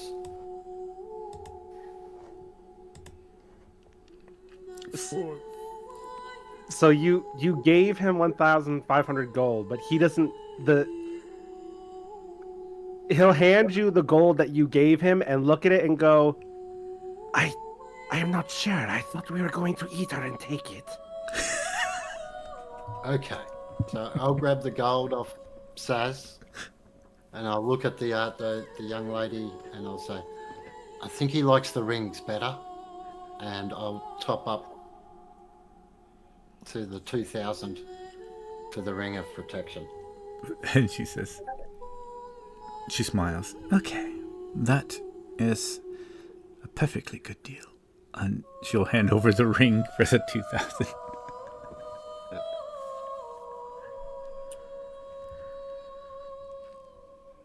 And she'll... And I'll hand the ring over to Sass and say, one thing I've learned on my trip, a little bit of politeness goes a long way. But she's human, yes? Yes. Do they not serve us? No. And This one does not understand. she, you see her walk up, and she looks at Saz, kind of thinning her eyes, and looks at everybody around. She looks at Tynick and then looks at Nazag. And then you see her face. She was that salesman, but you see her face turn a bit stern. And she says, I can tell that you are probably new here, not quite accustomed to our culture, far travelers. But I will give you a little bit of warning here. It says, though our cultures may be different, and looks over at basically the orcs, kind of studying. If you are not familiar and are more attuned to the land that you came from, walk carefully here. Mini will not be as forgiving for the trickeries, the little magic tricks that you might try to cast on the wrong person. Now, I understand that many of us could be ignorant to certain beliefs in the world. But tread carefully in any other quarters that you may encounter. Humans, for most humans here, are not as forgiving as I am.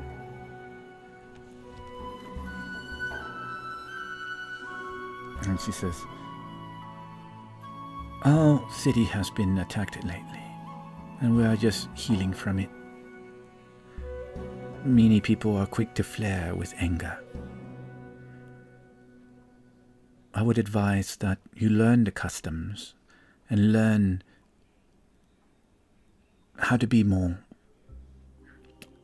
let's just say, fluent in the ways of awareness when it comes to emotions, and before one is to open their mouth. Not other races as well will be as forgiving as humans. Paleria is a vast city filled with many cultures. Years to finally understand each other.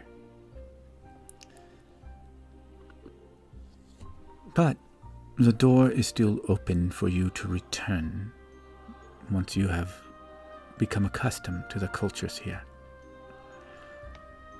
Be mindful of those that you think may serve you. In your land, maybe they do. In this land, it's quite a different story. And she smiles. And you see her eyes kind of glow a little bit with power. I sense the power. And Tarnik, you would probably feel the hairs raise behind your neck. And she walks back behind the counter and just kind of takes a seat at one of the chairs that are there. Thank you for the sound advice, my lady. I didn't catch your name. Sorry. And she says, you may call me Mecca. Mecca Doug. And, I will remember Mecca Doug. I remember the kindness and the generosity that I encountered outside the walls of Paleria. I understand that you are new here. I can tell. I can read it. Should you find yourself in trouble, just ask for the Talismanic 9. That is the guild which I control. But safe travels. I look forward to seeing you again, should you return and need more magical items. I dare say we will. So long as we stay here in this land. He'll turn to leave the shop. If everyone's finished shopping.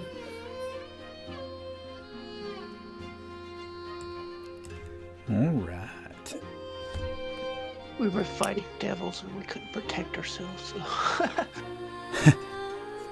I'm glad I finally have the spell regents for it. Got you some holy regents now. Alright. Shopping is done here, at least in the wizard's quarters. Do y'all have any other goals that y'all would wish to do while y'all around the area?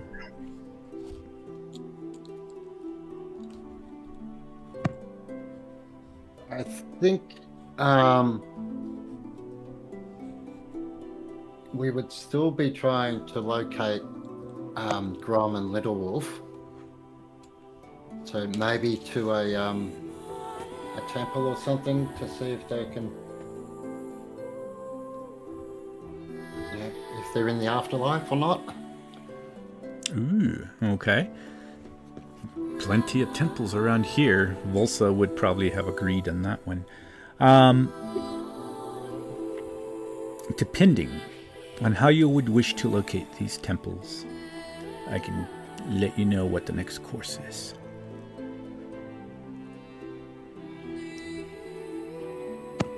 How about guidance? I think his first step would just be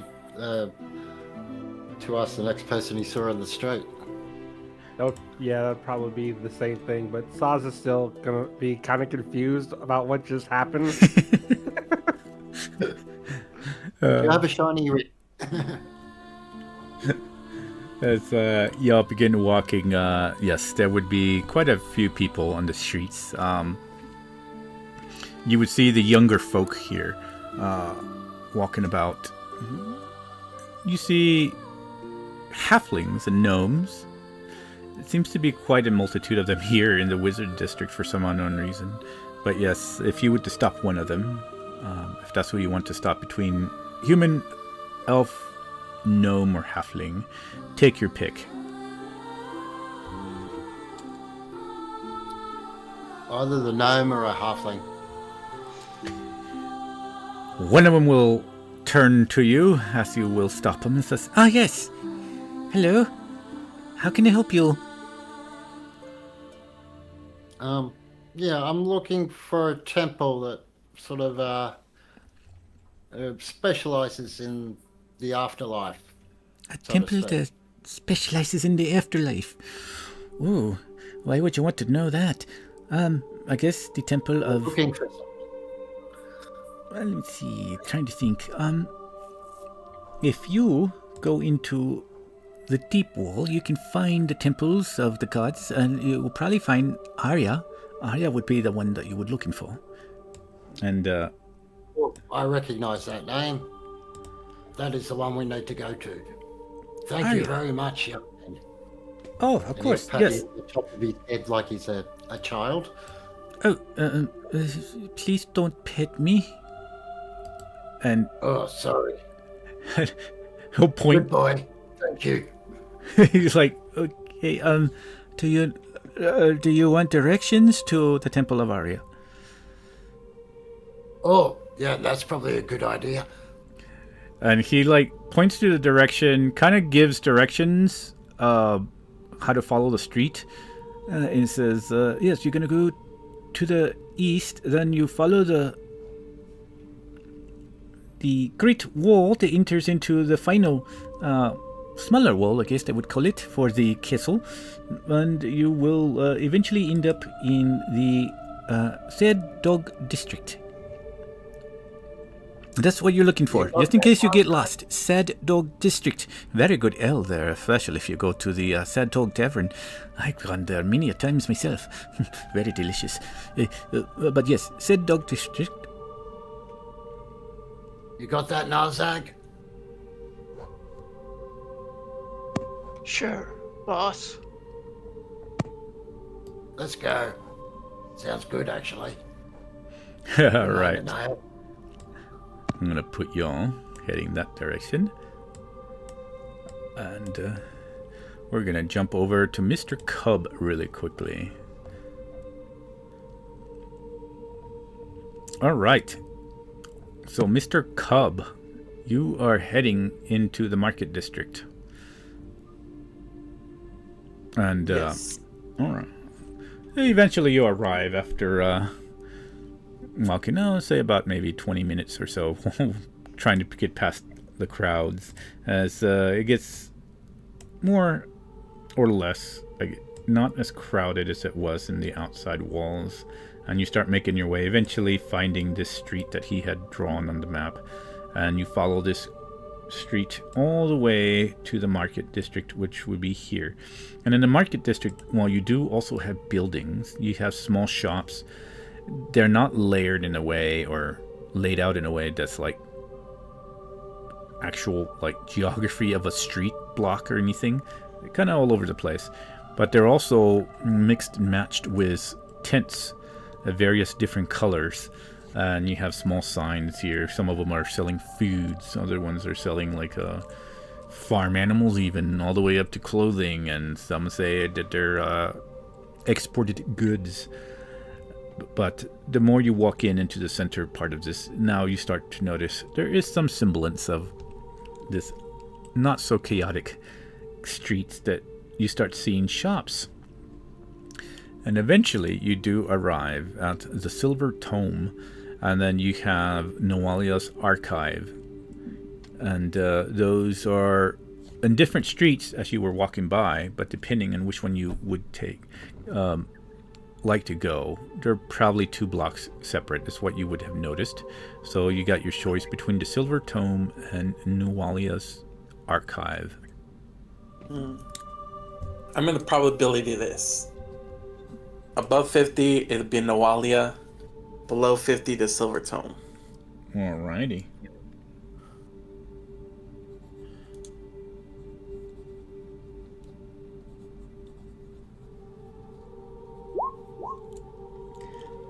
All right. 64. So that would be Nawalia. No, right? Yeah.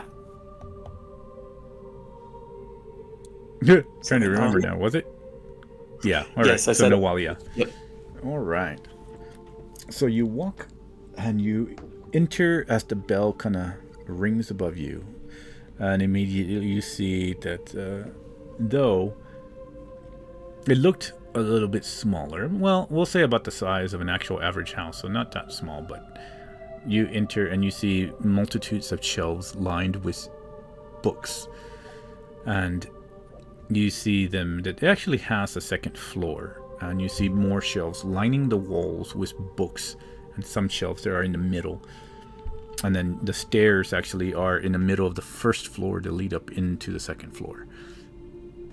But you have different categories, from things to say like New Age to the religious scripts of the gods, and all the way to like all kinds of different novels, be it erotic and romance, all the way up to action novels. And you have also books that deal with magic and the study of magic and the study of medicines and every category you can think of. And but yeah, as you enter to the right at the desks where you see the librarians, or actually more like clerics here, clerks that are taking care of the store. You see some of them that are walking, a couple of females that are walking around, putting books into shelves and returning certain books, or opening boxes with books, crates with books, I mean. But yeah. I'll go up to the desk or so, and I'm like, "Excuse me." And you see a tiefling with a tail almost swing out and drop some books that were on the desk. And she turns around. You see her blue skin and says, "Oh, hello. Yes. How can I help you?" I'm here to purchase.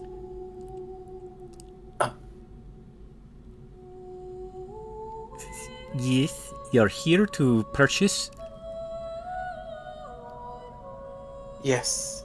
The book I am looking for is I guess you could say an alchemy or potion making book. Oh, alchemy and potion making. Yes, we have it. Follow me, please.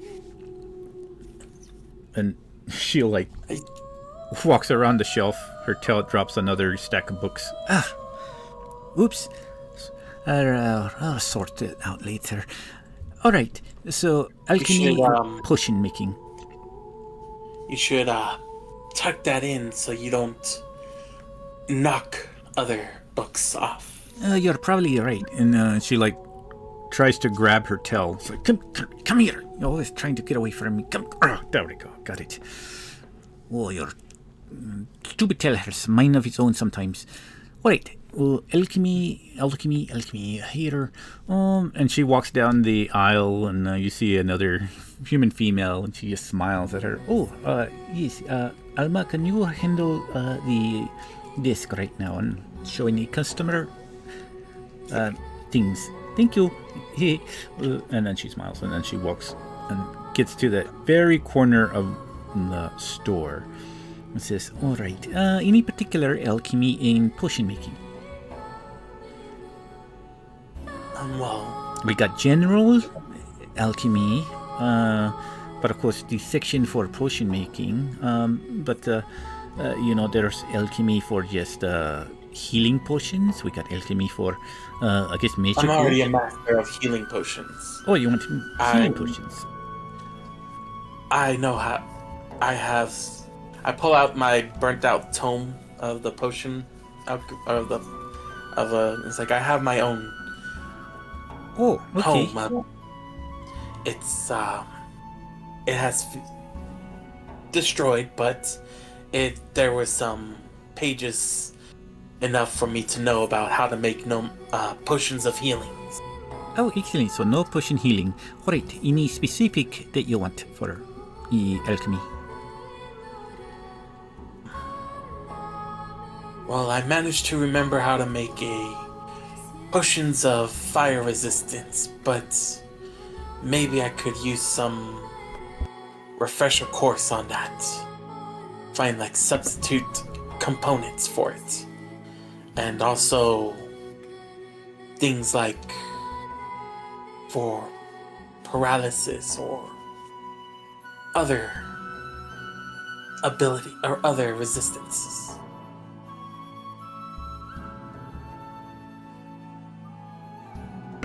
She smiles. Oh, okay. Now that's more specific. Right here, because we have a lot of general stuff, a lot of general books on alchemy for new beginners. We get a lot from the Polarian schools. We get to colleges here, so we stuff. Let's see here. Alchemy textbooks, general knowledge, fundamentals of alchemical practices. You probably don't need that. Let's see here. How about tonics and elixirs? This one is a beginner's guide. Maybe not that one. The Alchemist Compendium. Ooh, yes, maybe this right here. Now, this one does cover healing potions, also restoration, but this one has enhancements for protection and poisons and acids and some unusual effects. But this is supposedly it has some comprehensive recipes there. I think Poji might have been one of the people who actually wrote some of these recipes in there. That looks promising. I'll take it. Yes, it has various authors, but yes, Poji, I think Poji is also one of the ones who wrote in here. He's very famous here. So this one is 120 gold pieces. And I see medicine books as well. Medicine books. Yes, that would be over in the health aisle. Follow me, please. And she accidentally lets go of her towel and it swings into one of the shelves. Ugh, darn it. Sorry. Come here. You want me to grab your tail and tuck it in your pants? Oh, so it doesn't look like that. She kind of blushes a little bit. Oh, no, it's all right. Thank you, though. I don't think anybody else has ever touched my tail. It's all right. Please follow me.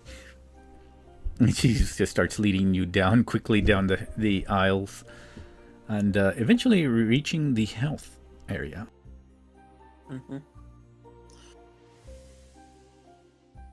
And as she starts going through there, all right. So you are looking for what type of medicine?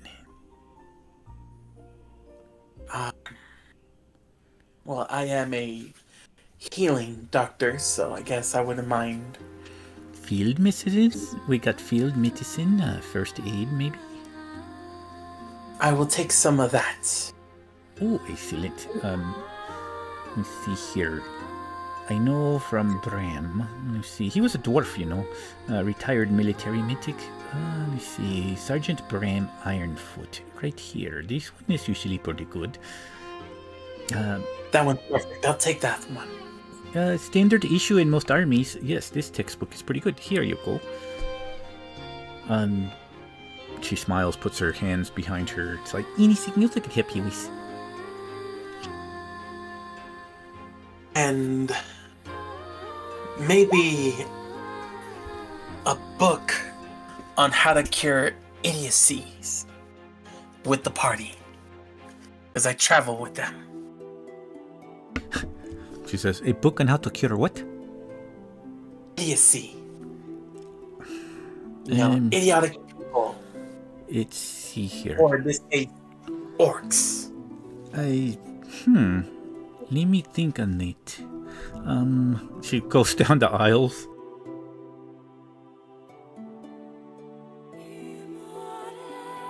Like, it's okay. I was just, pulling your tail. Get it? Oh, okay, I see. Pulling tail. It's very, very funny. Oh, I will have to remember that. I will take these for now. Well, if you ever need to actually look down, there is treatments for, they say, mental afflictions and their remedies. I think Theron Mindwhisper was the one who authored that. If you could always try, in case they're needing to be treated from feeble mind. If their mind are feebled, sometimes greater restoration is good. That acoustic covers, what did they call it? Magical stupidity, I guess, would fall under feeble mind. Maybe their intelligence was drained too. Have they been around undead?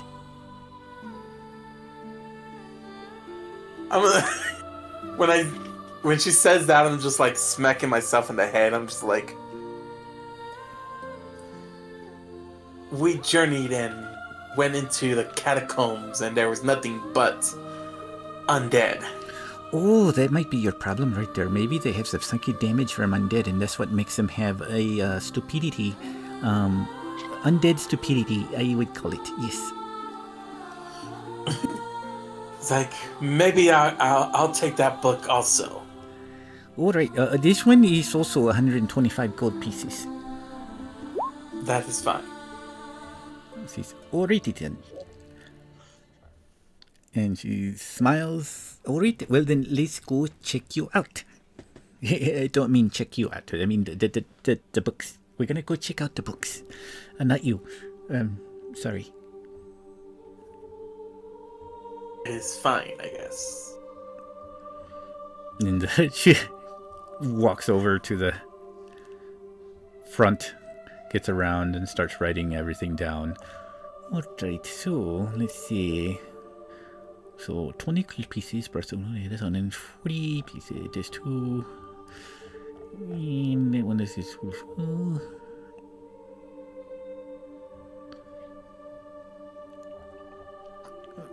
And you are a military?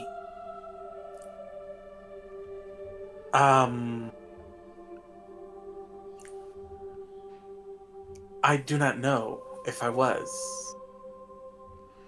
Oh, this I don't know not anything. good. Well, we can do a discount.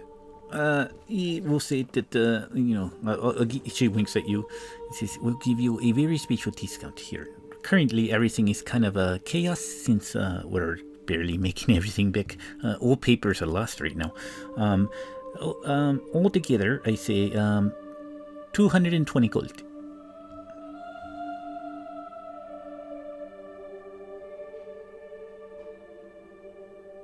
That will work.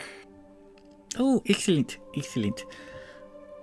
And when you hand her the gold, she'll write down a receipt, rip it, and then hand you the receipt.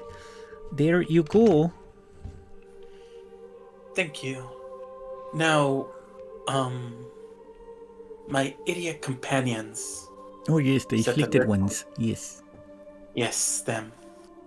Are heading to a magic shop to get spell components. Can you Ooh. point me the direction here? Oh So how to yes. get there? Magic shops. Are they heading to Wizards District? Maybe there. That is located to south. And she points and says, "You must hurry quickly. Then, if they are suffering from stupidity, they will have some trouble. You don't want them having magical items until you fix their stupidity. Yes." Yes, And says, she I nods. have to hear that. Excellent. And she kind of draws a little bit of a map, and she actually looks behind her, and there is a poster of the city, and she tells you where it is and where you are and where they would be. It's like, thank you. You have been most helpful. And she says, "Oh, of course. And please come back anytime you wish. We have more books all the time. New books coming in again every 2 weeks." I will take you up on that. I may have to buy some more of the medicine books and stuff. We do have a large selection. This is Paleria, after all. Especially ones where I can fully cleanse the idiocy off of my friends. Oh yes, you don't want them to have stupidity forever. Yes, I agree. I am very sorry that your friends are suffering from stupidity. Hopefully you can help them now with the books. I hope so as well. And she just kind of crinkles her eyes and smiles.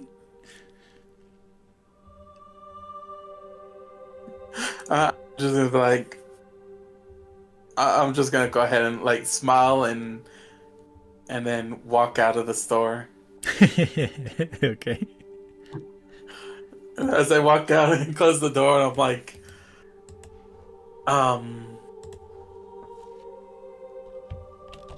it's like, and now I feel like she's giving me stupidity.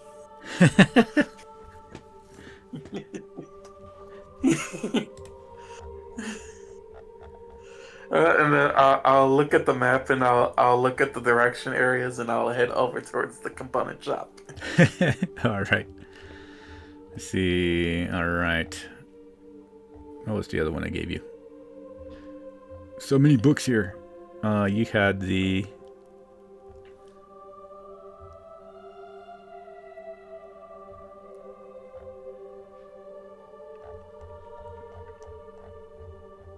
trying to find a third book before so that way I can write it down.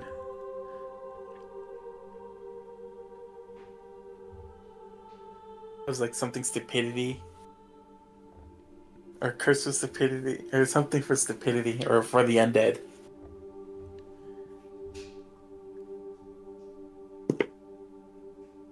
Huh. I'll find it. Okay. All right, so let me see. Oh, there we go. And my alchemist and the healing books and stuff, I'm gonna put those books and I'm gonna stash them in my bag of holding. There we go. Theron Mind Whisper. Cool. Theron Mind Whisper. There we go. Yes. There we go. Boom. Right there.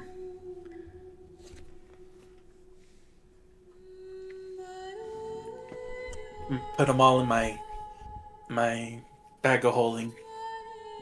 Cool. I'll need that to see what when you read stuff. I need that. All right. So now we'll say that you were done. They were talking. You were talking. So at the time, depending, I'll say that y'all are starting to head back, and you're heading about the same direction. The only way to get into the next wall is in the middle. I would say, if you are heading down the middle, you would eventually, through the crowd, see your friends arriving at the large door that leads into the second level of the city. Well, not level per se, but the next section, the intersection. And Volsa and Tarnik, everybody else, y'all would also see Cub going down the street. Flow of traffic here. Good. Hell. Cub, you're here. We're Okay. going into the temple. We want to see if they know anything about Grom and Little Wolf. Look at someone. There's a temple here to Aria. If that means anything to you. It meant something to Grom, so I was hoping they'd be able to help us. I was gonna catch up with you guys. Hopefully you didn't finish all the shopping of your components and stuff. Mostly. Well, I still need to pick up my things. I already got the books I needed. Well, we could go back with you if you want. I mean, we're not on a tight schedule here. Very well. Let's go deal with this first and then go back to that shop. Sounds good. Alrighty. The other things. Might be other things in there I like.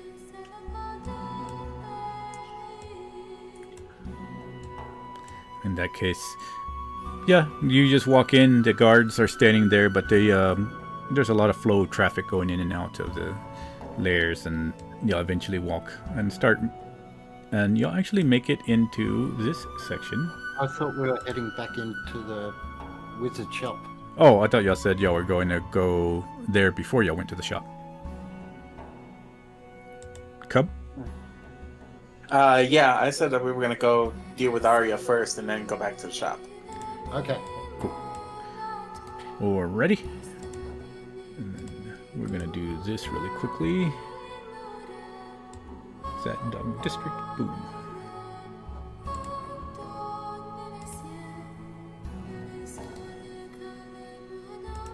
Big cities have so much stuff. Alright.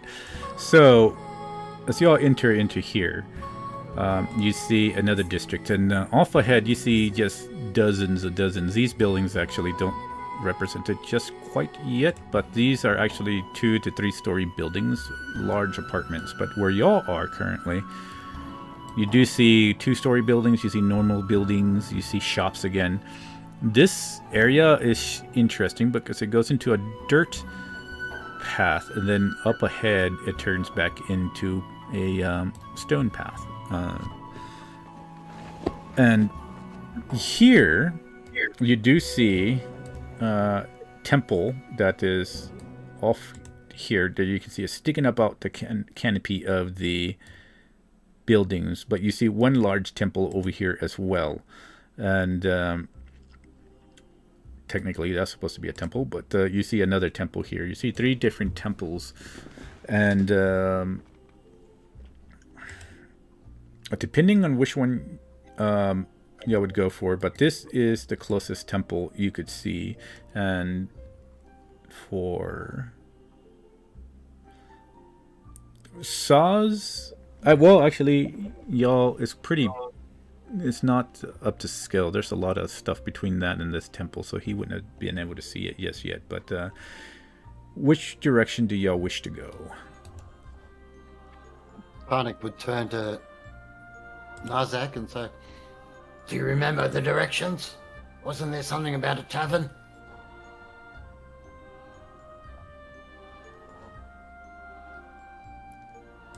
Uh-oh. We lost Narzak. Oh, sorry. Dogs were barking. Do you remember the directions? There was something about a tavern, wasn't there? Oh, right. Let's see.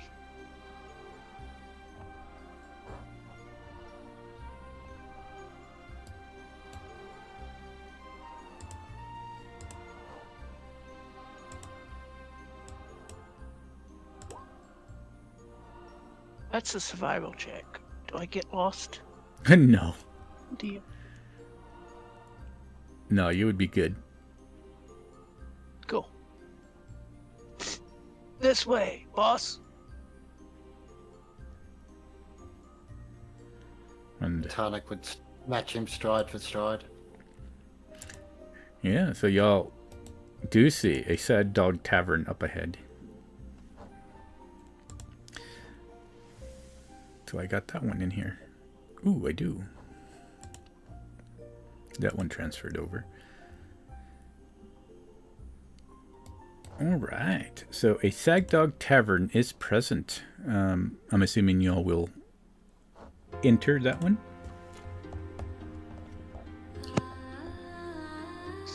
Looks like allow me to have my giant bird.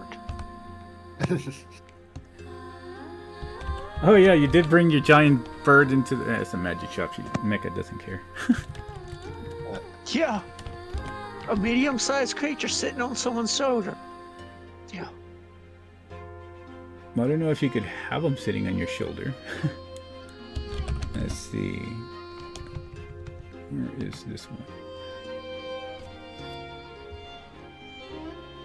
Might be a little harder outside a magic shop, so. Alright. So y'all do see the tavern, and it is kind of evening time. It seems quiet on the outside. Not much happening here. There is still foot traffic, but the tavern itself seems a bit quiet. So, what do y'all do? I'm like, Foot traffic, it says, out on the streets, but the tavern we're going itself. to a temple of Arya, not a tavern.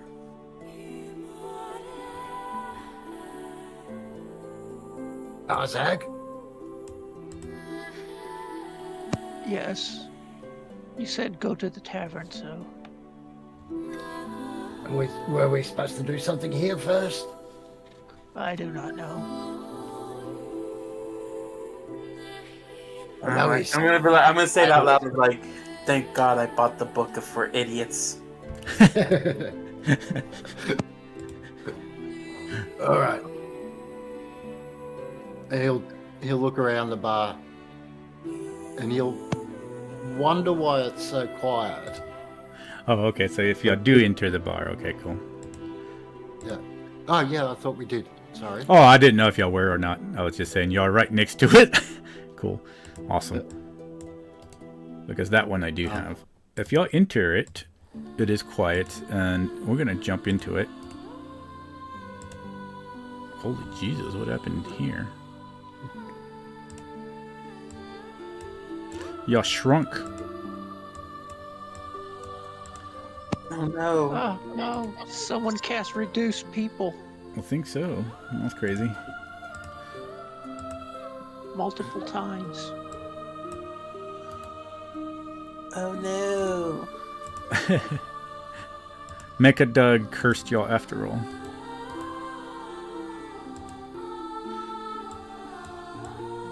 You've also just been quiet all this time. Alright, so y'all are 7 in foot orc this got particular shrunk to 3 one. feet. One of my older maps. Excellent. Boom. Sad Dog Tavern.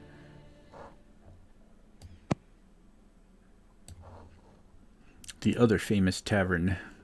Quite a few different campaigns have run off of this. And y'all do see that it is quiet. And you see one female. She's a red-haired female. Standing, wiping, and she looks over at the group and takes notice of everyone. And sees... Oh gosh, I haven't done this one in a while. Who was she? This is Alara. And says, "Oh, hello. Welcome to the Sad Dog Tavern. Please come in, come in. We're not completely all the way opened, but..." I like how we orcs are taking like 2 seats. Yeah, I can't tell. I think it's... Yeah. Yeah, it should be the correct size. But yeah. Might be a little bit. I don't know. That might be off a little bit. I don't know what happened there. But yeah. Tonic would turn to the young lady and say, yeah, that's all right. We're actually looking for the temple to Arya. Oh, yes, the Temple to Arya. The Temple to Arya is over here in the center of the other side of the street, if you wish to go there. It's the largest temple here, next to Persephone, of course. Okay, thank you. What time do you open? And she goes off and puts something in the door and then comes back out.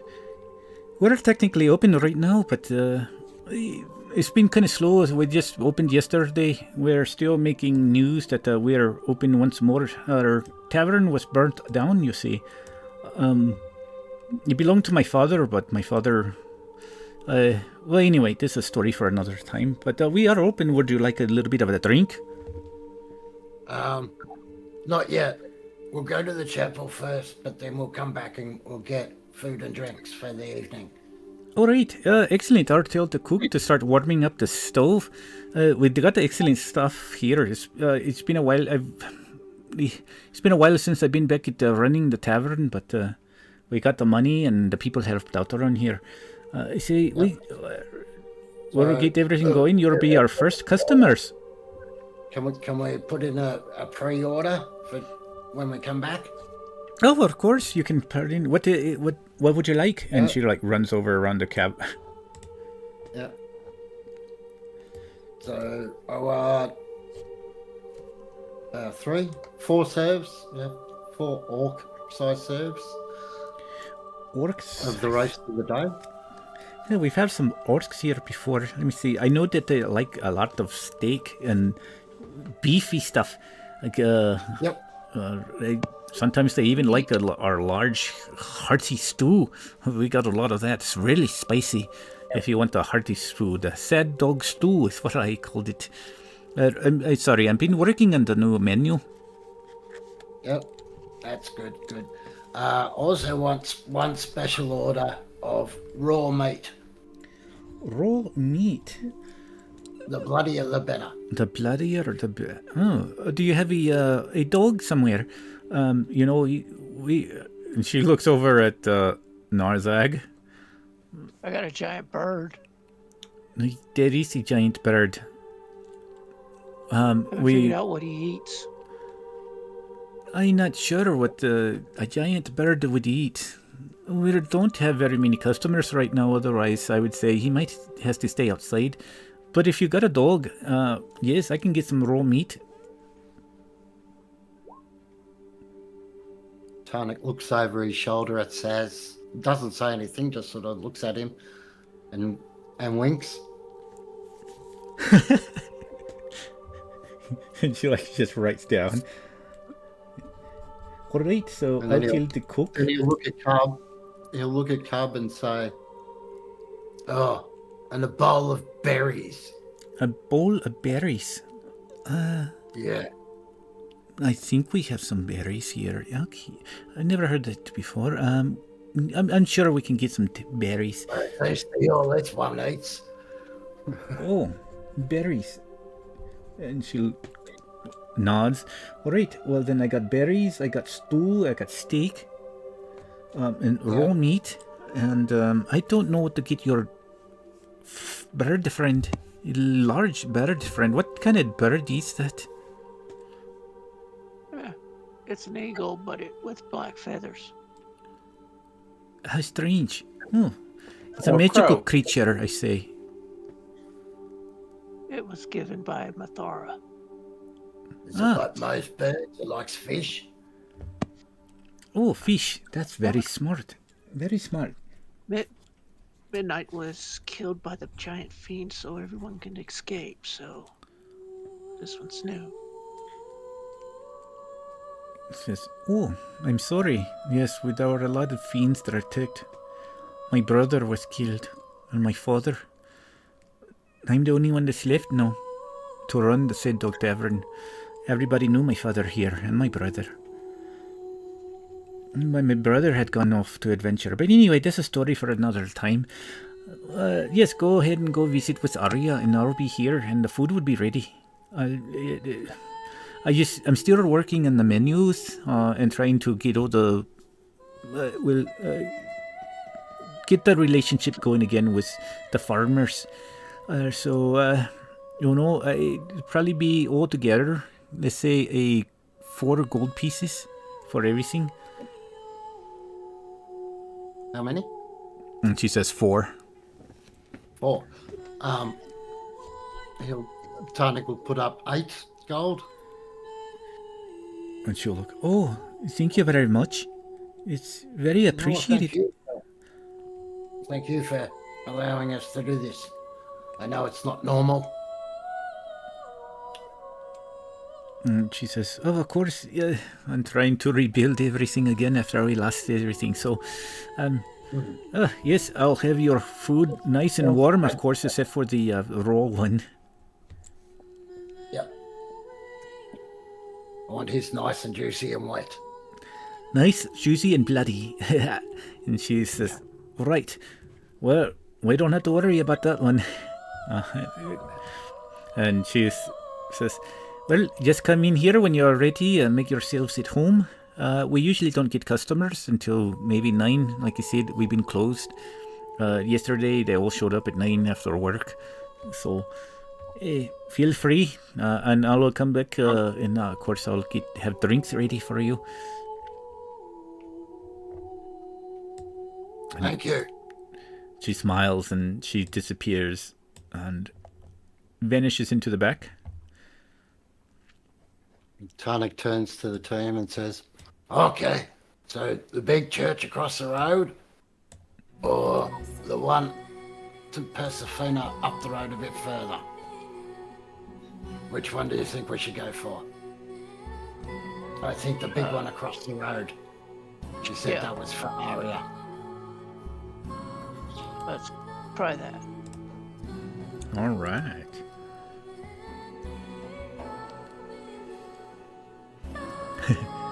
Let's see here. Jump back into this one.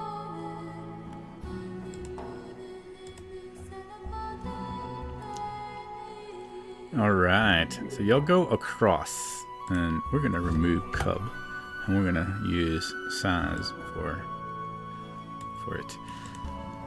And so you'll arrive at this temple. There's actually stairs that lead up to the top of this temple, and at the very top is 2 double doors that lead inside.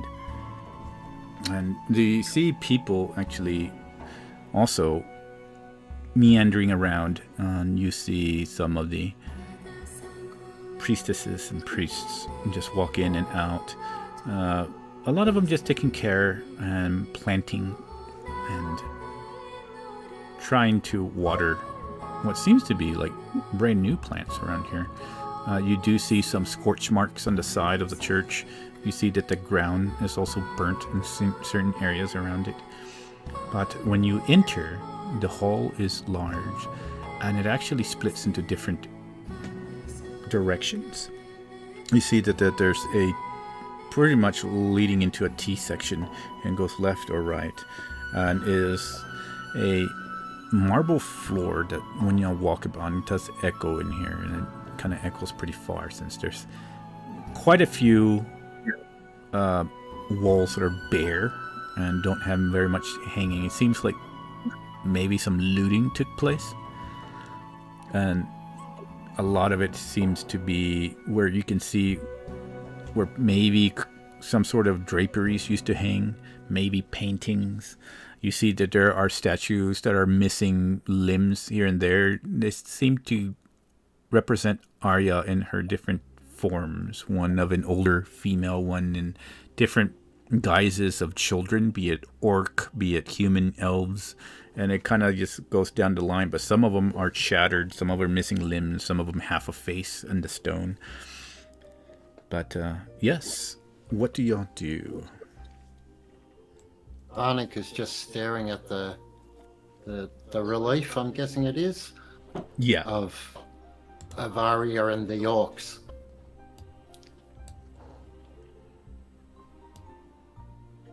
And Volsa is just looking around. This is very strange.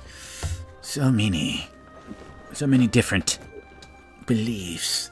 So many different people. I had a completely different idea on what the human society would be.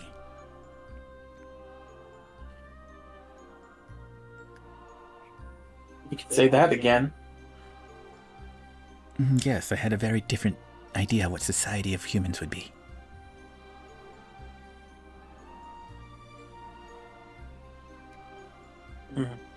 He did not mean it literally. I know what he meant. I was just trying to figure out how he presents himself. Nobody caught the joke. That's fine. This one finds this place to be disgusting. I have never faced so much disrespect in a single day. I do not be allowed to kill the disrespecters! I agree. And she looks at Tarnik. Look around you. Are we home? No. Do we want to get home? No. No. We don't want to go home. We don't want to go back to the Darklands and bask in the glory of our adventures. If that is what you Taking wish, down the this wizard. one will follow you. But this one has no intention of going back to their home. Searching for a new Look home, my directly friend. to me.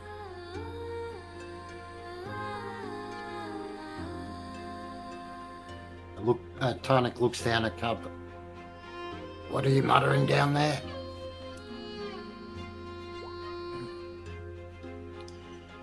Nothing.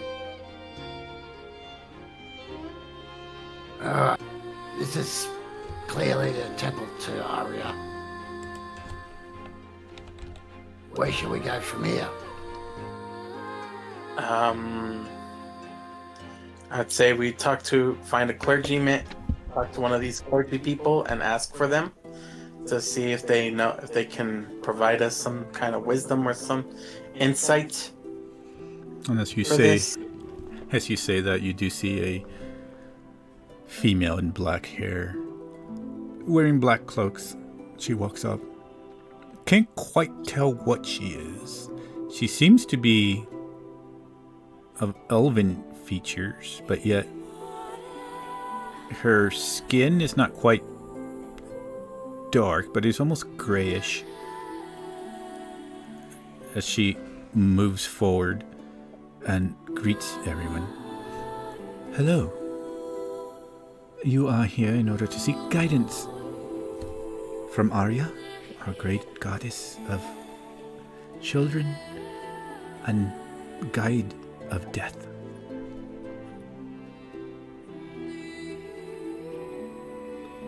Yes. Pushes more forward.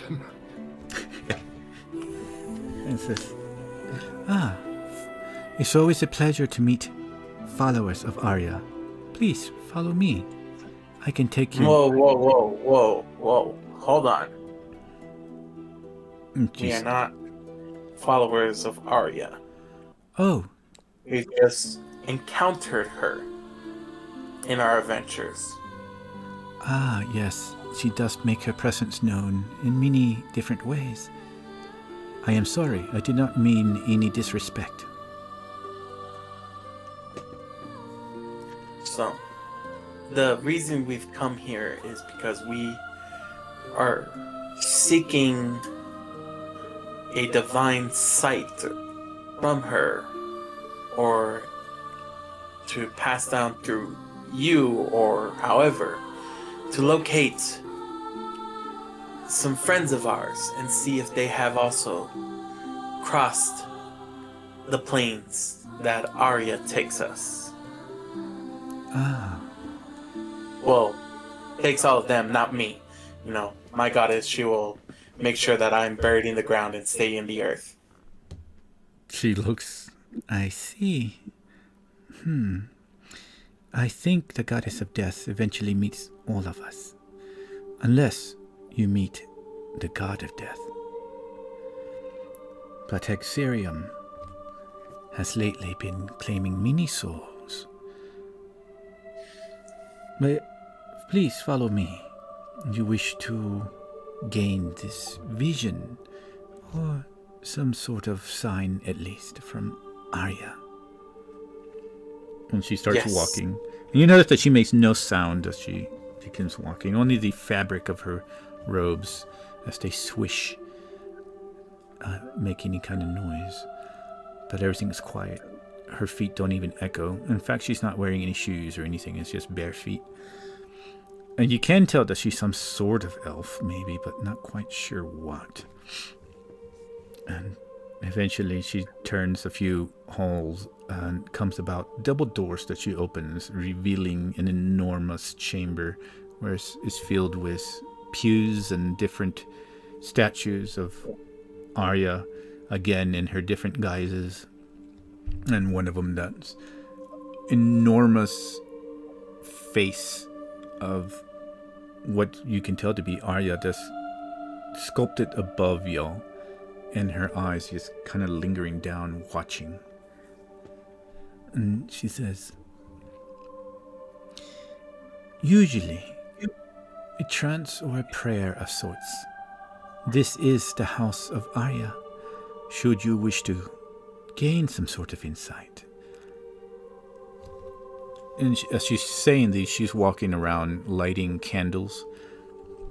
The best way to do this is to let your subconscious reach her. And perhaps if she wishes to aid you in whatever you are seeking help with, she can appear to you in a vision. Sometimes she physically manifests. I have not had the privilege to meet her in this.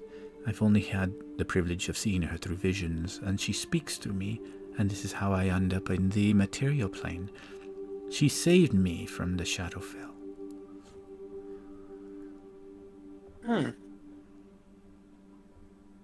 Interesting. Hexarium, that's where I was cursed. I only knew of Hexarium. But she changed my mind. Alas, the others of the others that I knew weren't so fortunate. So Arya is great in that aspect, willing to sacrifice other rules of the Concord in order to save people. But feel free to meditate, pray, and you'll see what Arya decides to do upon her house. For the veil here is very thin. And she walks out the doors. I will leave you here alone. And she closes the doors behind y'all. And everything darkens except for what the candlelight has been shining into the rooms.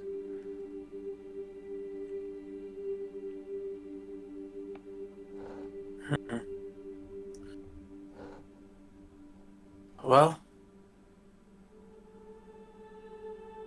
oh great leader, I take it will be your role here, since you have a better acquisition to the gods. Before I went on this journey, there was Ganache. And Ganache only.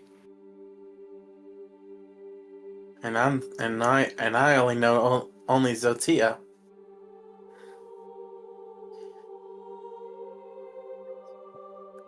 So Tonic looks around for a seat or something.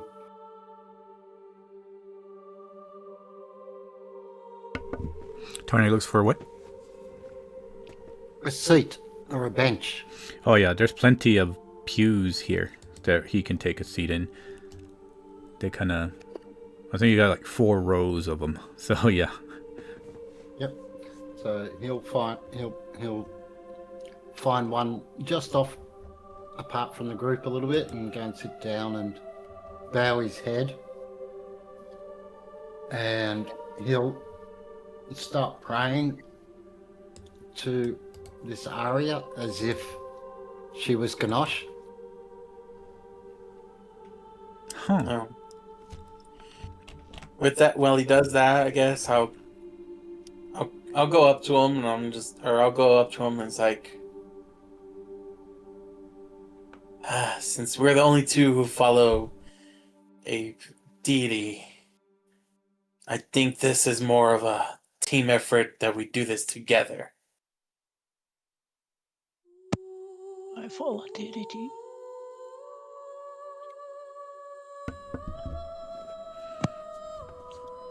So I'll sit next to him, but like keep a little distance, giving him his space. But then I'll also go in and I'll also pray.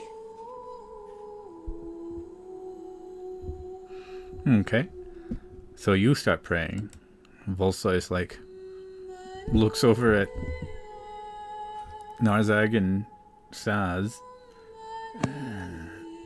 Just... it looks pretty stiff in here. Saz will literally look at Volza and go, These ones cannot be serious. What use do we have for this? And she looks about just... You're looking for lost friends? Lost family? This is not what I expected in order to find Little Wolf. I don't follow gods.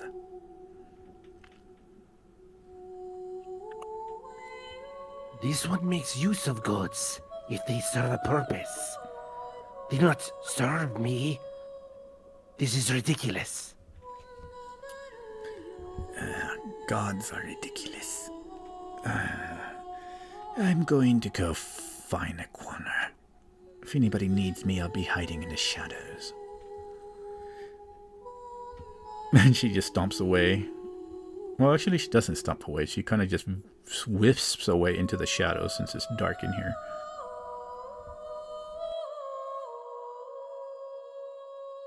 So I'm doing the enhanceability on myself, which will give me advantage, and it's going to be the Fox's Cunning ability effect, which basically enhances all my intelligence checks. Okay.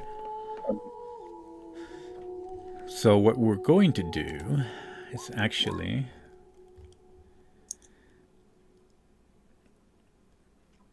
you're going to roll...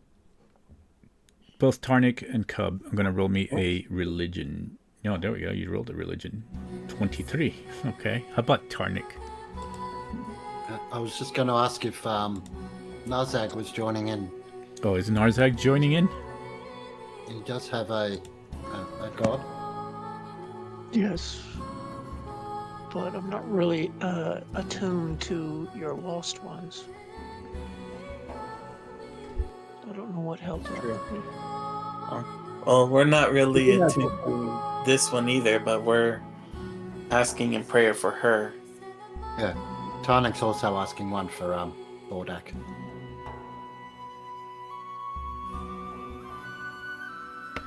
So, Cub, you're asking from Arya, right? Because I know Tarnik is, but Cub is asking from Arya. Yeah. Okay, is Narzak asking from Arya as well? There we go. There's my religion.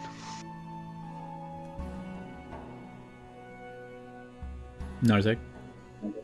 Oh, Yes. Yeah, really? Can you hear me? Sorry. Yeah, I was just asking. You're asking from Arya as well? Praying to Arya. Sure. Okay, cool. That's 3. Okay.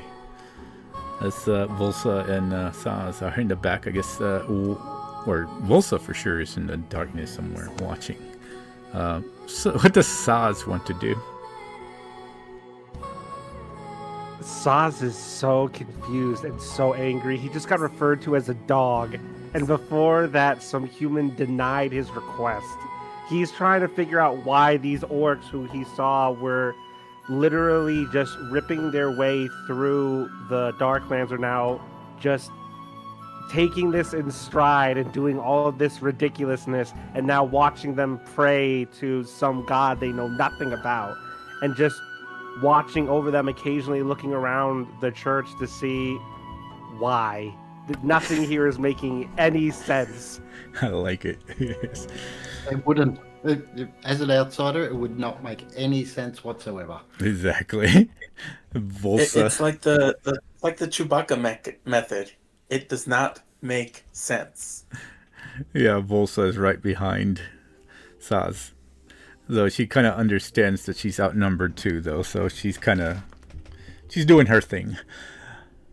All right. Those are some. Okay, so as y'all are making this prayer, first thing we're going to do actually was Tarnik. Tarnik, you're praying like you usually do to Gonosh, but in Tarnik's words, what is he like? What does it sound like? What is his words to Arya?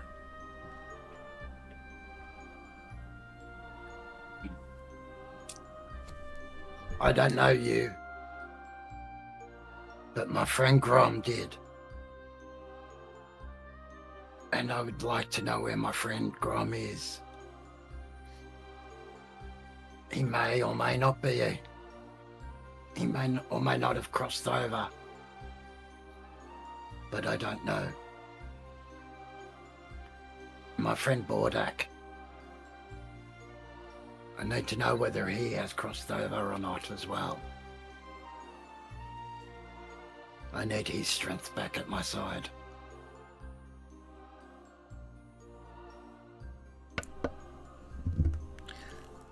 And with that, the ones that are praying, do you have your eyes open or closed? Closed. Close. Definitely. Okay. Tarnik, do you have them? I think mine are open, Okay. but I've got my head in my hands. Okay. Yep. So, when this happens, everybody else that has their eyes open will see a noticeable darkness descend upon the room.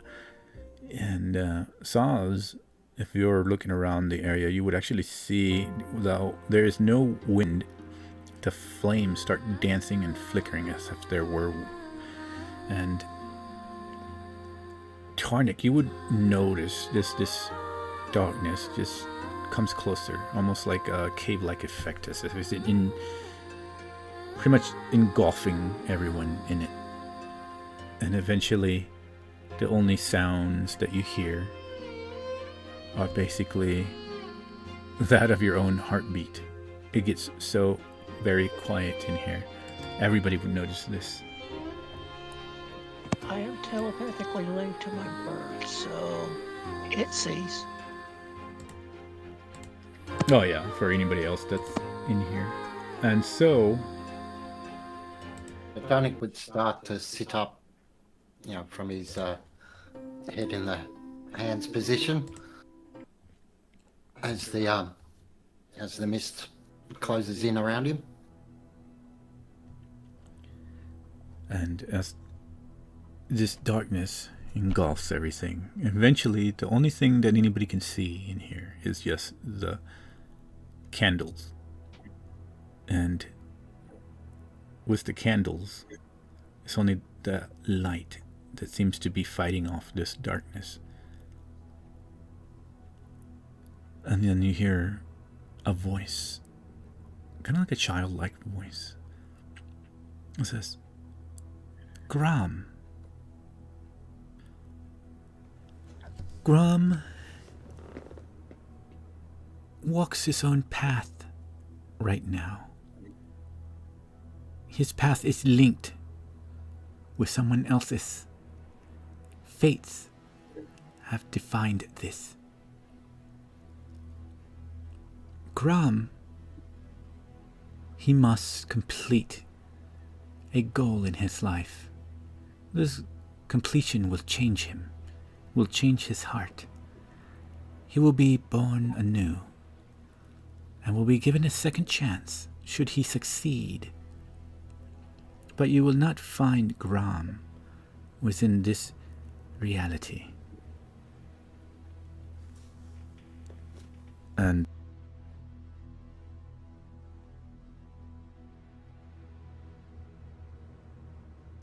as you hear this, from the veil of this darkness, you see a red-headed young girl appear. She looks human. She looks at least around 12 years of age for a human. And she walks out, and everybody who now has their eyes open, or if anybody has their eyes open, can see. And she looks, does this make you happy?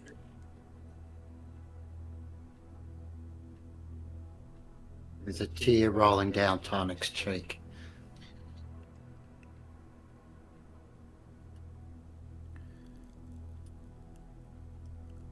She looks at everybody else and says, to Cub. Cub, would you call Grom your friend?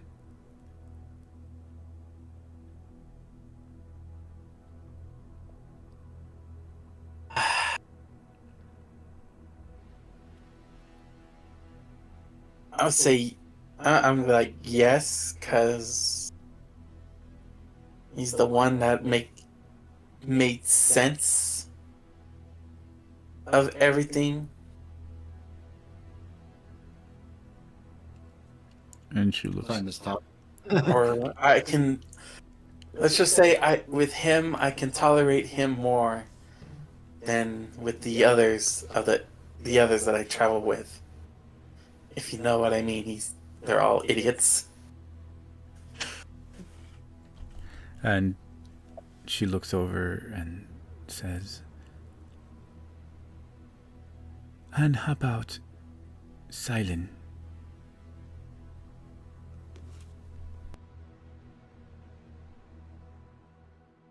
I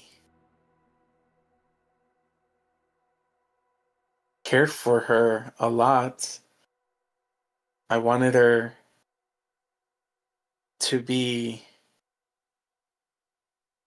not only as my slave, but a pupil of the healing arts.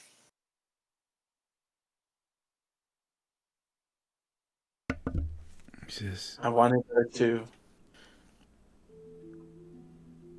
be next to me for that. So you cared for her. You wished to have a greater relationship? A sense of protectiveness? Yes, well, I wanted her back. Because I feel like it wasn't fair that I lost her like that. She was... Yes. She was very unfamiliar with the way that the world works. I myself did not wish to complete that contract. But she cared for Grom, believed that he cared for her. With that contract, it interlocked their fates. Grom shall travel to the Hells to release her soul, if he can. And that will change the path of very many things in this world. There is something happening in the world, something very powerful that we've lost the ability to cure. There is one last path, I would say, that lingers in existence, not just lost. A small spark that is fading. The suffering, the breaking of the mind that is so young. And should that mind break, unfortunately, there will never be a way to fix what is coming to Solar. There will be no way to heal the disease that will eventually overshadow. And what happened in the past, what happened in history, shall once more rise to take over all life, and then eventually turn it into a diseased mirror of what all good used to be. And it doesn't matter that it has different cultures. It doesn't matter that orcs may not understand humans, or humans may not understand orcs, or elves may be fighting with orcs, and drows or Dorgar. Everything that is in existence, all life upon this world will be extinguished as it was in the first age of Solar. Anam is the creator of this chaos. He is good at knowing the weaknesses and hatreds of different species. He will use that, and he's using that hatred now. Though there might not be division between the human lands, there is still division between orcs and the way they perceive the other races. And even beyond them are other races that perceive themselves different and higher in stature and ability to at least see others as meaningful. And her stare would probably kind of linger toward Sath for a little bit before she looks back at Cub and says, if this world does not learn at least some semblance of alliance, of awareness, quickly, then this disease that is coming shall infect all races, and is no corner in Solar that anybody will be able to hide. I have already started plucking the souls of those that have died from it, and guiding them to the afterlife, to the eternal resting. But I feel it every day. It's growing. It's becoming stronger and faster. It feeds, and its hunger increases. It says, I know what you are seeking. Do not fear or worry for Bordak. Do not linger in the thoughts of your friends, they will be safe so long as they remain on their path. I have not guided them into the afterlife. They still fight with every inch of their breath to try to end and stop this. They know knowledge that you are not aware of. They are on other planes, fighting from the outside of Solaire.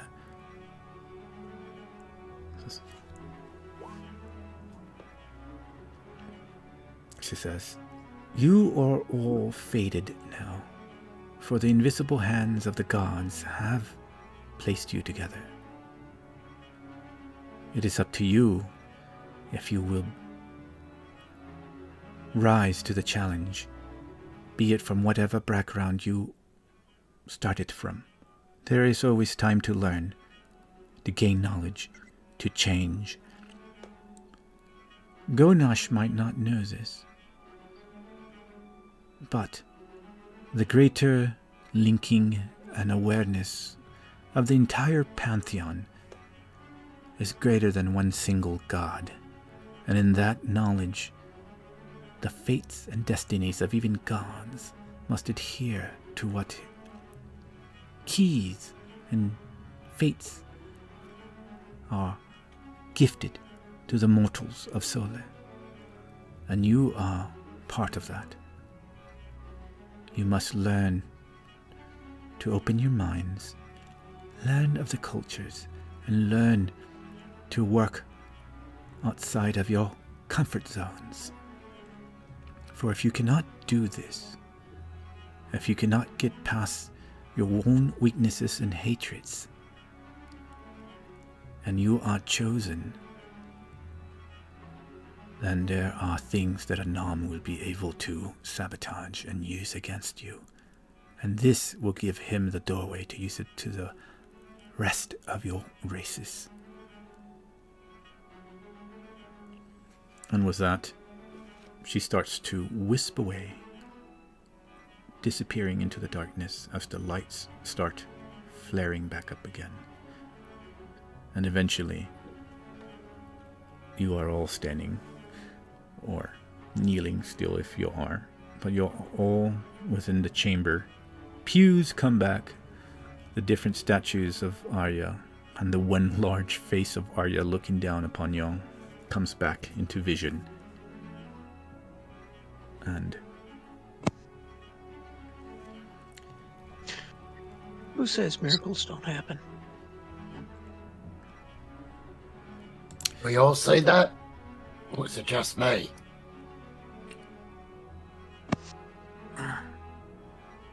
I saw it. I opened my eyes, I was like, I did not see that, but I heard all that.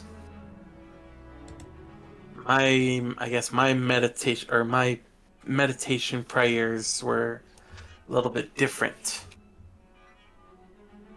I think I slept the whole thing. Kidding. Volsize steps out of the shadows. I don't know what that was, but I suspect it's some sort of trickery. Valsa, the gods have told you that Little Wolf will return when her path is done. We can't find her until then. I'm leaving it in your hands. You are welcome to stay with us. You are a valuable member of Clan Bazgoth. But I'm not going to hold you here with no ties. She shakes her hands and fists and says, "Whatever. Fine. I will wait for Little Wolf to return. And if I have to wait with you, then so be it." Thank you, Valsa. You're a very welcome addition.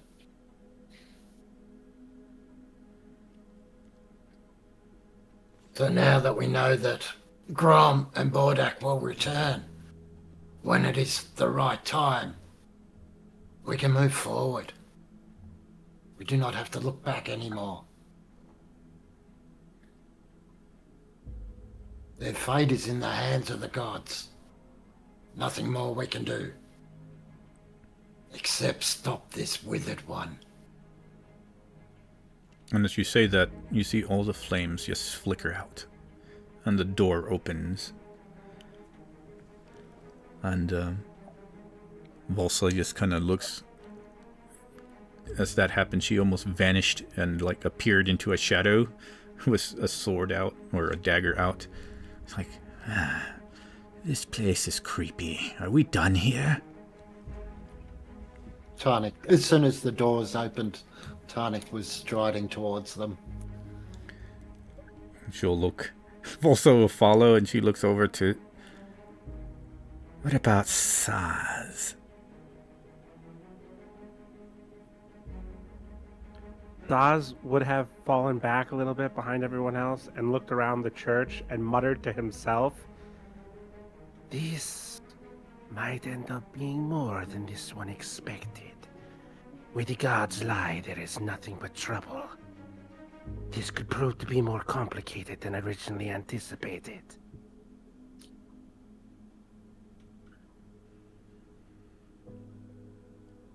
Who was that? I would say Who were you. you saying that to? Sorry? themselves. Yeah, he's just muttering back there. Yep. And Volsa just walks and follows with Tarnik. She kind of mutters to herself too. It's like, well, let's go and find this Anam and kill him quickly. He's starting to become annoying. Very. Like, for once, I have to agree with this, with the idiotic assassin. Oh, sorry, half idiotic. She looks back and grumbles. She's like, keeps walking. Narzag. Sas, are you coming? Yes, boss. But of course. Tarnik has this weird, confused smile at the yes boss mentioned. I go, I kind of go up to Tarnik and then like whisper to him, like, "Look at you! You put Grunthar in charge, and everyone's now following you. What is he? Just a decoy?" What? I kind of walk up ahead.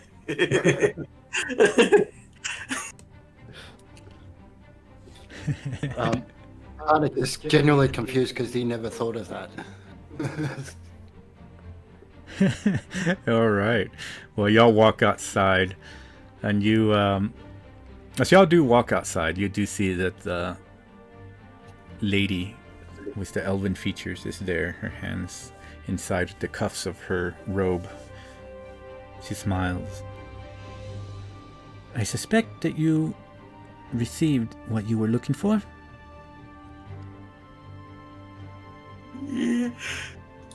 You're so take. Yes, we kind of actually got a word from her. Yes, Arya is good at that. The goddess always tries to answer the prayers. Aside from Persephina, she is one of the ones that makes most contact with the mortal world. Mm. Feel free to come back anytime. As we're leaving, Tarnik would hand over 27 gold and say, for the repairs. And she looks, oh, this is greatly appreciated. Thank you. Might I get your name? My name is Tarnik Bazgoth. Ah. And she looks over. Well, you may call me Shidurka. I am Shadurka. once of the Shadurkai, but now I am of Arya.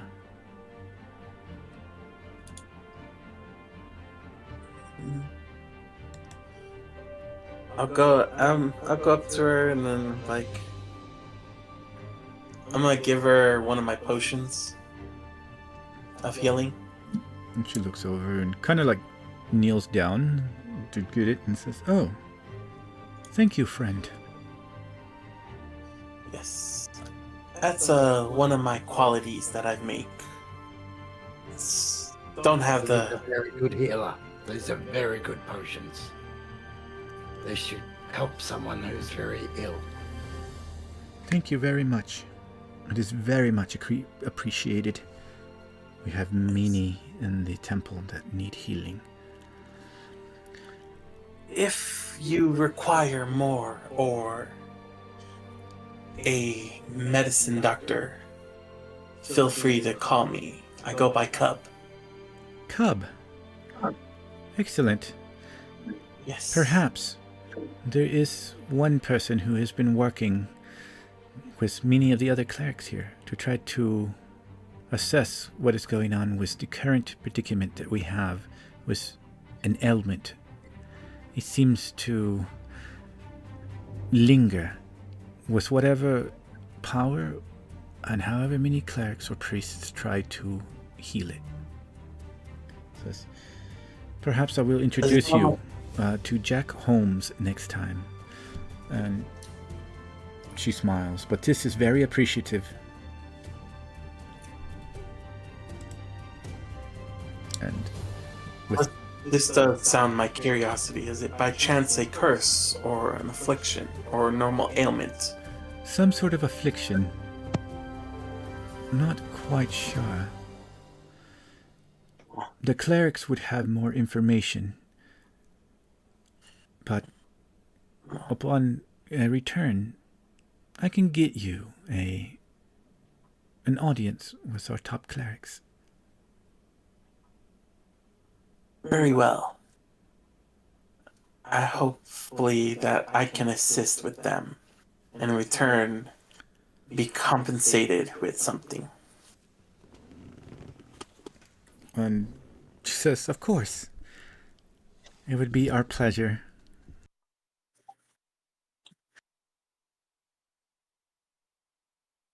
But yes. For that we shall bid you adieu. We have some more stuff to collect and prepare for our next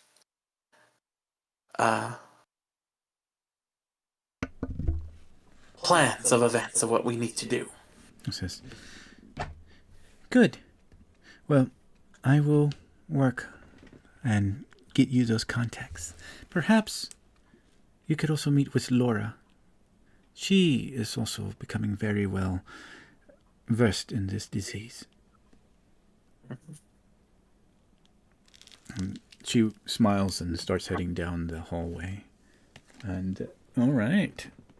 With that, we will call it a session there and go ahead and end it. Very good in RP there. Excellent. And let me see here. We're going to go ahead and pause recording. Goodbye, YouTube and Twitch.